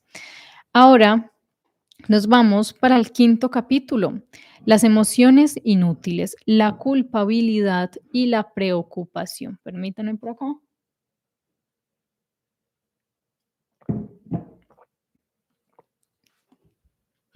Dos emociones inútiles y limitantes, la culpabilidad y la preocupación. Aquí volvemos a encontrarnos con el pasado y volvemos a encontrarnos con el futuro y volvemos a descuidar el ahora, que es la respuesta. La culpabilidad quiere decir que despilfarras tus momentos presentes al estar inmovilizado a causa de un comportamiento pasado, mientras que la preocupación es el mecanismo que te mantiene inmóvil ahora por algo que está en el futuro y que a menudo es algo sobre lo que no tienes ningún control. La culpabilidad me llama a estar preocupado arrepintiéndome por lo que hice en una ocasión pasada. Me lleva a querer esta maquinita del tiempo que me permita corregir los errores que cometí en algún momento. Me lleva a estarme dando látigo y a sentir que no merezco las cosas buenas, porque hace un año, 10 años, 5 años, ayer, 10 minutos, 2 horas, hice algo que no estaba bien. Entonces estoy martirizándome pensando en ese suceso. Y la preocupación me lleva a estar pendiente del futuro. Me dice que tengo que descuido totalmente mi presente, mi ahora, mi momento presente, por planear para el futuro. Entonces digo, todo lo que yo estoy haciendo lo voy a hacer para el futuro. Voy a trabajar tan duro para guardar para el futuro. Voy a tener siempre mi plan B para guardar para el futuro. Pero lo que nos dice Wendayer, y que es muy cierto, es quién te garantiza que hay un futuro. Si en el primer capítulo te dije que que lo primero que tienes que recordar es que la muerte siempre anda contigo, siempre está a tu lado y es una certeza. ¿Por qué descuidas tu momento presente pensando y planeando para un futuro que no sabes si va a llegar? No estoy diciendo con esto que hay que no estoy diciendo con esto que hay que descuidar totalmente nuestra vida y que vamos a vivir una vida despreocupada donde no tengamos nada, porque claro, está la otra cara de la moneda. ¿Quién te garantiza que hay un futuro, que no hay un futuro, perdón, y quién te garantiza que sí lo hay? Entonces uno dice, no, todo lo que gane me lo voy a gastar, voy a pasear, voy a vivir y llego a la vejez y no tengo ni dónde meter la cabeza ni con qué comprarme un pedazo de panela palambre. Entonces, pero siempre hay que tener listo. Voy a hablar de un plan B, voy a hablar de tener una previsión, voy a hablar de ser responsable, pero no voy a vivir solo anhelando ese futuro. Entonces nos hablaba de que muchas personas, la mayoría de personas no disfrutaban su etapa de adultos, su vida de adultos, porque estaban preocupados pensando en cuándo se iban a jubilar y esas personas se morían súper jóvenes y ahorraban y se privaban de muchas cosas esperando su jubilación y esa jubilación llegaba pero ya en un féretro porque pues se murieron. Entonces lo importante es eso, aprovechar el momento presente, ser conscientes de que, claro, somos seres humanos adultos responsables, que obviamente uno, pues nada, nos dice cuando hay en el primer capítulo que la muerte siempre está con nosotros, puede que llegue antes, puede que llegue después, pero no voy a estar dejando de vivir por estarme preocupando y esperando el futuro. Nos dice que la culpabilidad es de todas las zonas erróneas de comportamiento, que esta es la más inútil de todas las zonas erróneas. Es de lejos la que despilfarra mayor cantidad de energía emocional, porque por definición te estás sintiendo inmovilizado en el presente por algo que ya pasó. Y no existe culpabilidad más grande que sea que pueda cambiar la historia y no existe culpabilidad, por más grande que sea, que pueda cambiar la historia. Con arrepentirte, con darte golpes de pecho, por sentirte que no mereces nada porque te equivocaste en algún momento, las cosas no van a cambiar. El arrepentimiento, la culpabilidad no cambia el pasado, lo que cambia el pasado es las decisiones que tomas en el momento presente de no seguir cometiendo los mismos errores por los cuales te estás mortificando.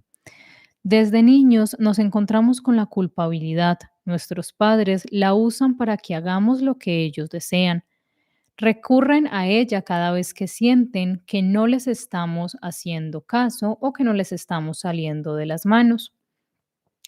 La culpabilidad también la usamos con nuestras parejas recordando constantemente los errores o faltas que pudieron cometer. Los usamos para manipularlos y mantenerlos a nuestro lado. Habla que nuestros padres utilizan la culpabilidad para chantajearnos, para manipularnos, a hacer cosas que de pronto no queremos hacer, pero que de alguna manera ellos encuentran la forma de forzarnos. Colocaba un ejemplo de un hijo adolescente que estaba en la sala viéndose un partido y su madre le decía que bajara por unas sillas al sótano para una reunión que iban a hacer en la noche. Entonces el muchacho le dice que sí, que claro, que le espere un momento, que termine el primer tiempo y va por ellas. Y la señora se para y le dice que ella va a ir por las sillas, pero que si se daña la columna subiendo las sillas, va a ser su culpa, que no puede creer que sea tan inconsciente, que ella lleva todo el día organizando todo lo de la reunión y él no es capaz de ayudarle. También muchas veces lo utilizan como método de manipulación. Lo vimos en el libro de Janet McCurdy, cuando nos recordaba y nos contaba cómo su madre la culpaba de su enfermedad y de que iba a fallecer a causa de ella. Los padres utilizan la culpabilidad para decirnos, recordarnos que se sacrificaron muchísimo cuando nosotros nacimos, que las madres, que su cuerpo sufrió muchísimo para nosotros llegar al mundo. También nos dice que lo utilizamos con las parejas de una forma de decir todo lo que sacrifiqué por ti para estar en esta relación, no le hice caso a mi familia que me dijo que no estuviera contigo y mírame acá y tú no me valoras. Entonces la culpabilidad no solo la utilizamos contra nosotros mismos, sino que también dejamos que los demás la usen en nuestra contra. Ahora nos da algunas estrategias para eliminar la culpabilidad. Ya saben por qué no es positiva y por qué no es buena. Algunas estrategias para eliminarlas son estas. Empieza a mirar el pasado como algo que jamás puede modificarse. Sientas lo que sientas respecto a él. Se acabó, así de sencillo. Y cualquiera que sea la culpa que escojas, no te servirá para cambiar el pasado. Graba esta frase en tu conciencia. Mi sentimiento de culpabilidad no cambiará el pasado, ni hará que yo sea una persona mejor. Este tipo de enfoque te ayudará a diferenciar la culpabilidad del conocimiento que puedas arrancar del pasado. Por más que te arrepientas, por más mal que te sientas, por más que te limites y más látigo moral que te des, el pasado no va a cambiar, ya está, y aceptar eso es muy importante para dejar de cargar con esa culpa. Lo segundo, pregúntate a ti mismo lo que estás evitando en el presente por culpa del pasado. Al trabajar en este sentido, eliminarás la necesidad de la culpa. Tercero, empieza a aceptar en ti mismo cosas que tú has escogido, pero que le pueden disgustar a cierta gente. Así, tus padres, jefe, vecinos o incluso tu cónyuge toman una posición contraria a la tuya en algo que puedes pensar que es muy natural. Acuérdate de lo que dijimos anteriormente respecto a la búsqueda de aprobación. Es necesario que te apruebes a ti mismo. La aprobación de los demás es agradable, pero no viene al caso. Cuando logres no necesitar aprobación, desaparecerá la culpa que puedas sentir por el comportamiento que no obtiene la aprobación de los demás. También nos dice que es importante reconsiderar nuestro sistema de valores. ¿Cuáles son los valores que realmente aceptas y cuáles son los que solamente finges aceptar? Haz una lista de todos esos valores falsos y decide vivir según un código ético determinado por ti mismo y no uno impuesto por otra gente. Ahora nos habla de la preocupación. No hay de qué preocuparte. Absolutamente nada. Nada puede pasarte el resto de tu vida. No puedes pasarte, perdón, el resto de tu vida preocupado por el futuro y mucho menos puedes cambiarlo. Por mucho que te preocupes, no cambiarás nada. Gran parte de tu preocupación se refiere a cosas sobre las que no tienes ningún control. Es importante aceptar que por más de lo que nos preocupemos, por más que desperdiciemos nuestro tiempo y nuestra energía vital preocupándonos por el futuro y esperando que el futuro sea mejor, no vamos a cambiar nada con la preocupación. Cambiamos las cosas cuando nosotros asumimos el control de nuestro presente, de cada uno de nuestros actos, cuando decidimos que en el ahora y en el momento presente vamos a hacer las cosas lo mejor que podamos. Y acá también nos comparte algunas estrategias para trabajar y eliminar de nuestra vida la preocupación. La primera, empieza a ver tus momentos presentes como un tiempo para vivir en vez de obsesionarte por el futuro. Cuando te encuentres angustiándote, pregúntate a ti mismo, ¿de qué me estoy evadiendo al gastar este momento en preocupaciones? Entonces empieza a atacar lo que estás evitando o lo que sea que te impulsa a evadirte. El mejor antídoto para la preocupación es la acción. Si me preocupa en el futuro no tener abundancia, no tener prosperidad, entonces empiezo en este momento, en el momento en el que estoy, a hacer los cambios necesarios para poder tener abundancia y poder tener la previsión que tanto estoy preocupándome. Pero con el solo hecho de preocuparme no voy a solucionar nada, nos dice Wendayer. Nos dice el segundo punto que es importante reconocer lo absurdo que resulta la preocupación. Pregúntate a ti mismo una y otra vez, ¿habrá algo que llegue a cambiar como resultado de mi preocupación? Lo mismo que con los problemas, pensar si los solucionamos o no. Ahora con la preocupación, cuando se encuentren preocupados, martirizándose por una situación, pregúntense qué es lo que pueden cambiar preocupándose. Y se van a dar cuenta que nada, que solo pueden cambiar las circunstancias con acción. Y tercero, date a ti mismo periodos cada vez más cortos de tiempos de preocupación. Dedica 10 minutos por la mañana y 10 minutos por la tarde para preocuparte. Considéralos como segmentos de preocupación. Usa esos periodos para angustiarte por todos los posibles desastres que te quepan en ese espacio de tiempo. Entonces, usando tu habilidad para controlar tus propios pensamientos, posterga cualquier posible preocupación hasta que te llegue el próximo tiempo de preocupación. Rápidamente te darás cuenta de lo disparatado que es emplear el tiempo de esta manera y a la larga eliminarás totalmente tu zona de preocupación. Cuando tenemos un problema y decidimos que no lo vamos a ignorar, sino que de alguna manera lo vamos a integrar a nuestra vida para cambiarlo, así nos vamos dando cuenta que no tiene sentido desperdiciar energía vital preocupándonos porque de esa manera no cambiamos las circunstancias, sino que simplemente pueden empeorar más. Y lo último, hazte a ti mismo esa pregunta eliminadora de preocupaciones. ¿Qué es lo peor que puede pasar a mí o a ellos y qué posibilidades hay de que ocurran? Descubrirás de esta manera el absurdo de las preocupaciones. Cuando se encuentren preocupándose por una situación, cuando se encuentren, perdón, que se están volviendo neuróticos pensando en algo malo, bueno, piensen cuál es el peor de los escenarios, qué es lo peor que puede pasar. Y ahí se van a dar cuenta que están gastando energía vital y energía de pensamiento en cosas que no tienen sentido y que están fuera de su control. Y por último, nos dice que el momento presente es la clave para comprender tus actividades de culpa y preocupación.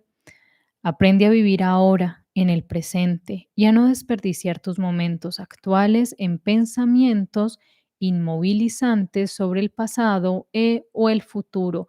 La respuesta a la preocupación es el presente. Todas las respuestas siempre van a estar en el presente y como lo dice Cartolé, nunca has vivido en otro momento que no sea el ahora y cuando entiendes ese ahora y cuando construyes ese ahora, cuando te preocupas por ese ahora, cambias tu pasado y creas un buen futuro. Ahora nos vamos para el capítulo 6 que se llama Explorando lo desconocido. Este capítulo nos habla de asumir riesgos, de salir de la zona de comodidad que es tan difícil para muchos de nosotros. Durante toda nuestra vida escuchamos los mensajes culturales de la seguridad. Empiezan en la familia y luego la escuela lo refuerza. El niño aprende a evitar todo lo que sea experimentación y la sociedad le apoya en todo lo que pueda hacer para evitar lo desconocido. Desecha la idea de que no puedes intentar nuevas y dudosas maneras de comportarte. Abrirte a nuevas experiencias implica abandonar totalmente la noción de que es mejor tolerar lo que nos es familiar que trabajar para cambiarlo, porque el cambio está cargado de inseguridades. Piensa en las personas que han logrado grandes cosas. Conoce sus historias y te darás cuenta que uno de sus secretos fue aventurarse en lo desconocido, salir de su zona de comodidad. A lo que nos invita Dyer en este capítulo es que muchas veces la mayoría de seres humanos tenemos un lugar seguro. Puede ser un lugar físico, puede ser un lugar mental. Entonces decimos, mi lugar seguro es haciendo esta actividad y cuando encontramos una oportunidad que nos saca de esa zona de comodidad, de esa zona de confort, simplemente la dejamos. El miedo a lo desconocido lo tenemos, lo adquirimos desde pequeños, desde niños, desde la casa, desde la escuela. Nos dicen que lo desconocido es malo, que nos tenemos que dar perdón y hacer las cosas de las que tenemos la certeza y las cosas que conocemos. Cuando adultos nos quedamos en zonas limitantes. Yo conozco personas que se quedan toda la vida en un trabajo del cual se quejan todos los días, pero les preocupa no encontrar algo mejor o que al menos tienen algo.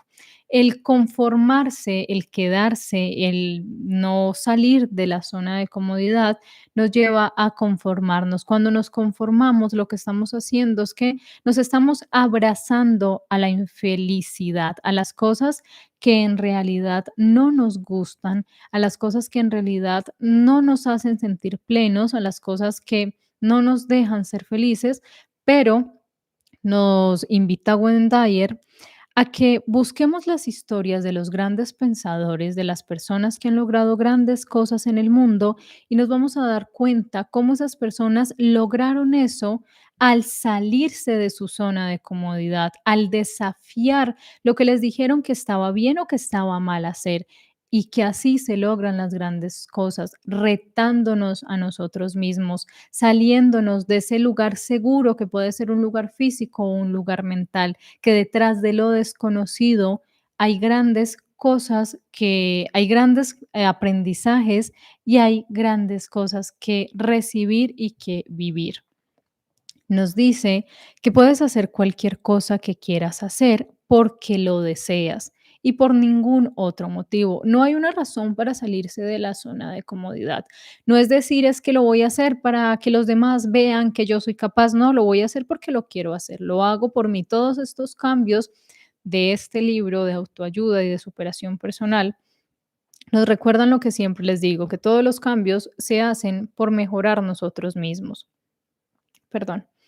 Esa manera de pensar te abrirá nuevas perspectivas de experiencia y te ayudará a eliminar el miedo a lo desconocido, que puede ser la actitud que hayas adoptado hasta ahora como estilo de vida. La gente rígida nunca crece. La gente que se conforma, la gente que se queda en su zona de comodidad, nunca crece. Para poder tener éxito, para poder descubrir lo que la vida tiene para darnos, para poder encontrar las cosas que merecemos, tenemos que movernos, tenemos que salir de esa zona donde tanto nos gusta estar, sea un estado mental o sea una zona física. La gente rígida nunca crece. Tienen la tendencia de volver a hacer las cosas de la misma manera que las han hecho siempre. La rigidez mental y el miedo a probar lo desconocido limitan tu crecimiento personal, ya que te pasarás la vida planeando cada paso, cada suceso. Y si llega a moverse un poco tu plan, te frustrarás, sufrirás y culparás al destino, a Dios o a los demás. Cuando la seguridad está en tu interior y no en los sucesos exteriores, asumes los cambios que la vida puede presentar con confianza y fuerza, porque sabes que en ti está todo lo que necesitas para vencer las adversidades. Nos esforzamos por hacer las cosas siempre lo mejor que se puede. Nos castigamos cuando fracasamos, como si existiera una regla sobre cómo deberíamos vivir. El fracaso es simplemente la opinión que alguien tiene sobre cómo se deberían hacer las cosas. Cuando te convenzas de que no hay un acto que debe hacerse de una manera específica, según el criterio de otras personas, entonces el fracaso será imposible. Si equiparas lo que tú vales a tus fracasos y tus éxitos, estarás condenado a sentirte indigno, sin valores. El fracaso puede ser productivo si lo vemos desde otro punto de vista. Puede servir de incentivo al trabajo y a la exploración y puede incluso tildarse de éxito si muestra el camino que lleva a nuevos descubrimientos. El fracaso, fracasar, no siempre significa que no seamos buenos para hacer algo. Equivocarnos en algo no significa que debamos cerrar la puerta a volverlo a intentar. El fracaso puede ser éxito dependiendo de cómo lo asumamos y entendamos que ese fracaso nos puede ayudar a reescribir el camino que tal vez pensábamos que el camino por el que íbamos era el camino que nos iba a llevar hacia las cosas que queríamos, pero ese fracaso nos hizo dar un desvío y encontramos que lo que queríamos era muy pequeño a lo que en realidad nos merecíamos. La rigidez mental y el miedo a probar lo desconocido limitan el crecimiento personal. Ahora que les decía que era importante leer las historias de las personas que han logrado grandes cosas en la vida, recordé una historia de una empresa colombiana, una empresa muy exitosa aquí en Colombia, es de comestibles, y el producto estrella de ellos siempre pues se ha vendido acá en Colombia. Los inversionistas de la empresa y los hijos del señor, del dueño de la empresa, siempre le decían que era bueno expandirse, que otras personas conocieran el producto, y él mantenía que no, que su producto siempre iba a estar en el país, que afuera no lo iban a reconocer, que afuera no lo iban a vender. Desafortunadamente, el señor falleció y uno de sus hijos asumió el control de la empresa. Esa persona, él sí decidió salir al mercado internacional y en este momento a esa empresa que lleva más de 50, 60 años acá ya en Colombia, en ese momento en Estados Unidos, ya la empresa se está posicionando. Un riesgo que su padre nunca quiso tomar, esa persona decidió salir de su zona de confort y que su producto, que tanto se reconoce y que cualquier colombiano en cualquier parte lo ve y lo reconoce, ahora en el exterior lo están consumiendo y lo están conociendo. Porque la rigidez mental lo que hace es que estanca. El miedo a lo desconocido lo que hace es que limita. Entonces, cuando ustedes se encuentren en una zona de comodidad que dicen, no, es que veas que yo no lo voy a intentar, es que yo no soy capaz, es que las personas que trabajan en lo que yo trabajo, que tienen la profesión que yo tengo, nunca les va bien en eso, o nunca les va bien como independientes, o nunca les va bien si se salen de su nicho de mercado, o de su nicho de clientes, investiguen sobre historias de personas que han hecho lo mismo y que han asumido riesgos más grandes. Y esas historias los van a motivar a darse cuenta que, bueno, que si fracasan, se quedan con el lo intenté, a quedarse toda la vida con la duda de qué hubiese pasado. Sí, todos hemos conocido adultos mayores que se pasan la vida, que se pasan su etapa de vejez, perdón, lamentándose por las oportunidades que dejaron pasar. Entonces tú los escuchas. Yo he tenido la oportunidad de hablar con muchos adultos mayores, me encanta hablar con ellos. Ahora no, pues estoy muy alejada y casi no hablo, pero cuando tenía la oportunidad, en tiempo que estuve estudiando una tecnología y nos llevaban a hacer prácticas a un hogar de la tercera edad, de personas mayores, a un hogar geriátrico. Era muy bonito compartir con ellos, pero las historias que más escuchas, perdón, son los arrepentimientos, lo que pude haber hecho. Es que si yo hubiese hecho esto, si yo hubiese asumido ese riesgo, si yo me hubiese casado con tal persona, si yo de pronto no hubiese hecho esto o aquello. Entonces, también es importante mirar hacia eso, mirar las historias que pueden motivar de las personas que han logrado grandes cosas. Y si tenemos la oportunidad de hablar con personas mayores, vamos a ver cómo están llenos de arrepentimientos por las cosas que dejaron de hacer por miedo. Entonces, preguntarse si ustedes llegaran a esa edad, ¿les gustaría llegar a la vejez quejándose y diciendo por qué no hice esto, por qué dejé hacer esto, por qué me dejé limitar, por qué dejé que el miedo no, qué hubiese pasado si lo hubiese hecho? A veces asumir los riesgos lo que hace es que nos abre puertas maravillosas y nos lleva a recibir muchísimas cosas que pensábamos que no era posible o que no merecíamos o que decíamos, bueno, hasta ya no hubiese, no hubiese alcanzado. Y ahora nos deja algunas estrategias, el libro nos presenta algunas estrategias para enfrentar el miedo a lo desconocido. Se las comparto por acá.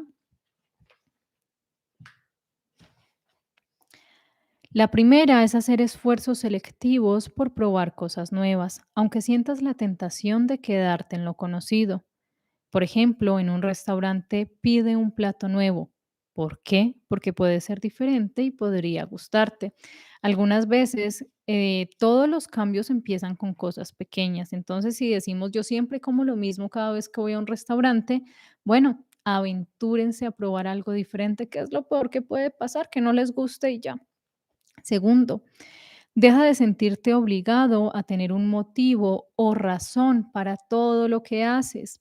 Cuando alguien te pregunte el porqué de algo, recuerda que no tienes por qué tener una respuesta razonable que lo satisfaga.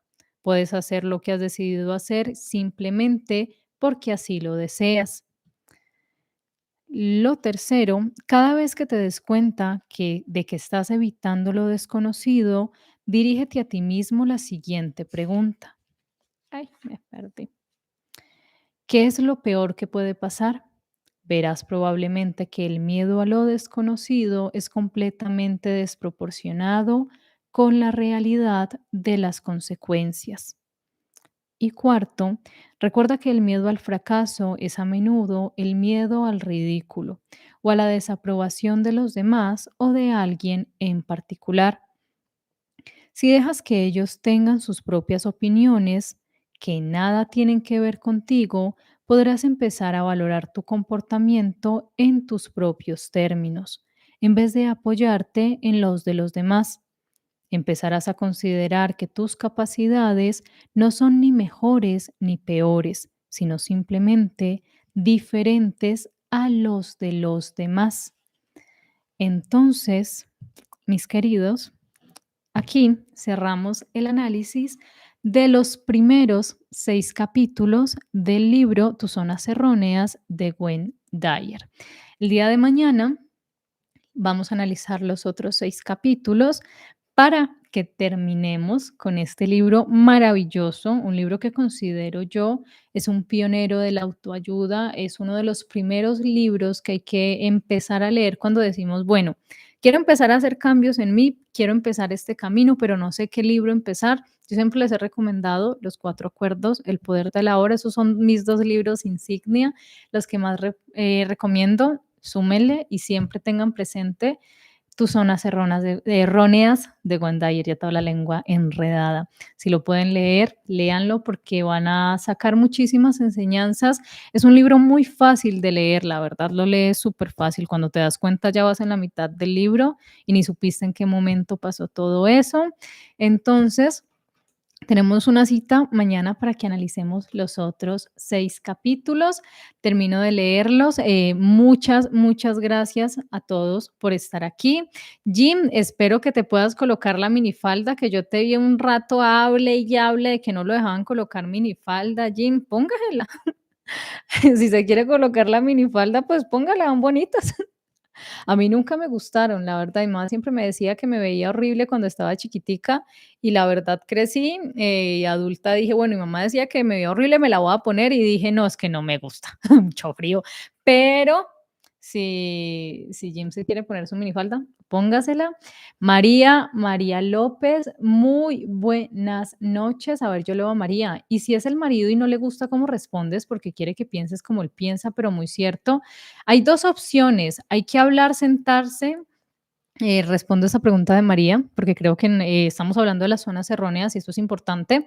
¿Qué pasa si el marido no le gusta cómo respondes porque quiere que pienses como él piensa?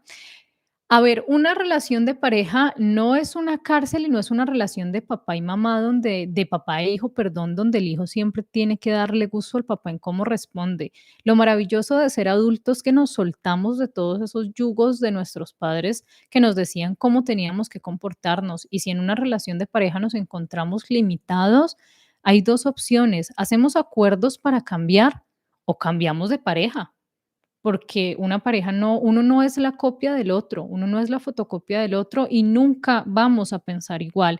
Y a entender que estamos con un ser humano, entendemos que nuestra pareja tiene puntos de vista diferentes y no por eso debemos de dejar de quererla, sino que simplemente es un ser humano y va a ver las cosas diferentes.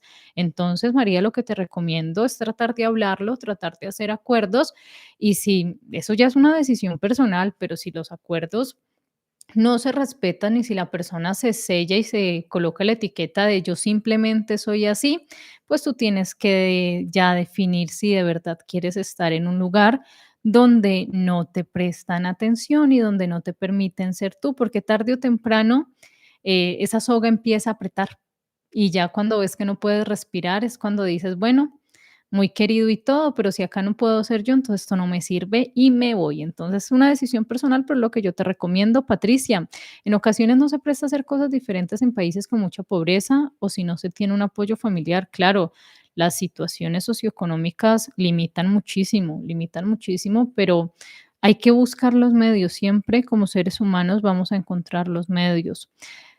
Tewa, como dice Franco Escamilla, si alguien te pregunta por qué lo haces o por qué lo quieres hacer, solo dice por la anécdota. Interesante. Juan Carlos, muy buenas noches. Teua, algún día analizarás el libro Maestría de Roberto Brini. Lo va a tener presente. Muchas gracias, de verdad. Muchas gracias por estar aquí live. Hace días no te veía por aquí. ¿Dónde estabas, live? Muy buenas noches. De nuevo, muchas gracias a todos por tomarse el tiempo de ver este directo, de que analicemos estos primeros 6 capítulos de este libro solos, juntos, perdón, yo estoy como, estoy mirando para allá y tocando la taza, estoy perdida. Pero bueno, recuerden, tenemos pendiente la segunda parte de los otros 6 capítulos de Tus zonas erróneas. Nos vemos mañana en un nuevo directo. Espero que tengan una noche muy bonita. Los libros que me están recomendando los voy a tener muy presente. Ustedes han visto que desde hace unas semanas estoy juiciosa con los resúmenes, entonces voy a estar juiciosa, así que recomiéndenme. Déjenme en los comentarios qué otros libros les gustaría que resumiéramos y analizáramos aquí en el canal. Y ahora sí, no siendo más, espero que tengan un bonito fin de semana, que tengan un bonito sábado, que si tienen que trabajar de pronto mañana, lo hagan con toda la mejor actitud. Recuerden que cada día y que las circunstancias dependen de la actitud que nosotros le coloquemos. Muchas gracias a todos por su apoyo. Muchas gracias por su comentario. Recuerden suscribirse, activar la campanita de notificaciones por si de pronto vieron el directo y no están suscritos al canal y dicen, bueno, ¿cuándo es la segunda parte? Y yo a veces digo que mañana y no aparezco mañana. Entonces recuerden, activan la campanita de notificaciones para que les avise cuando estoy transmitiendo en directo y cuando estoy compartiendo resúmenes, otros directos y no siendo más. Ahora sí, chao. Muchas gracias de nuevo a todos por estar aquí. Nos vemos en otro video. Chaito.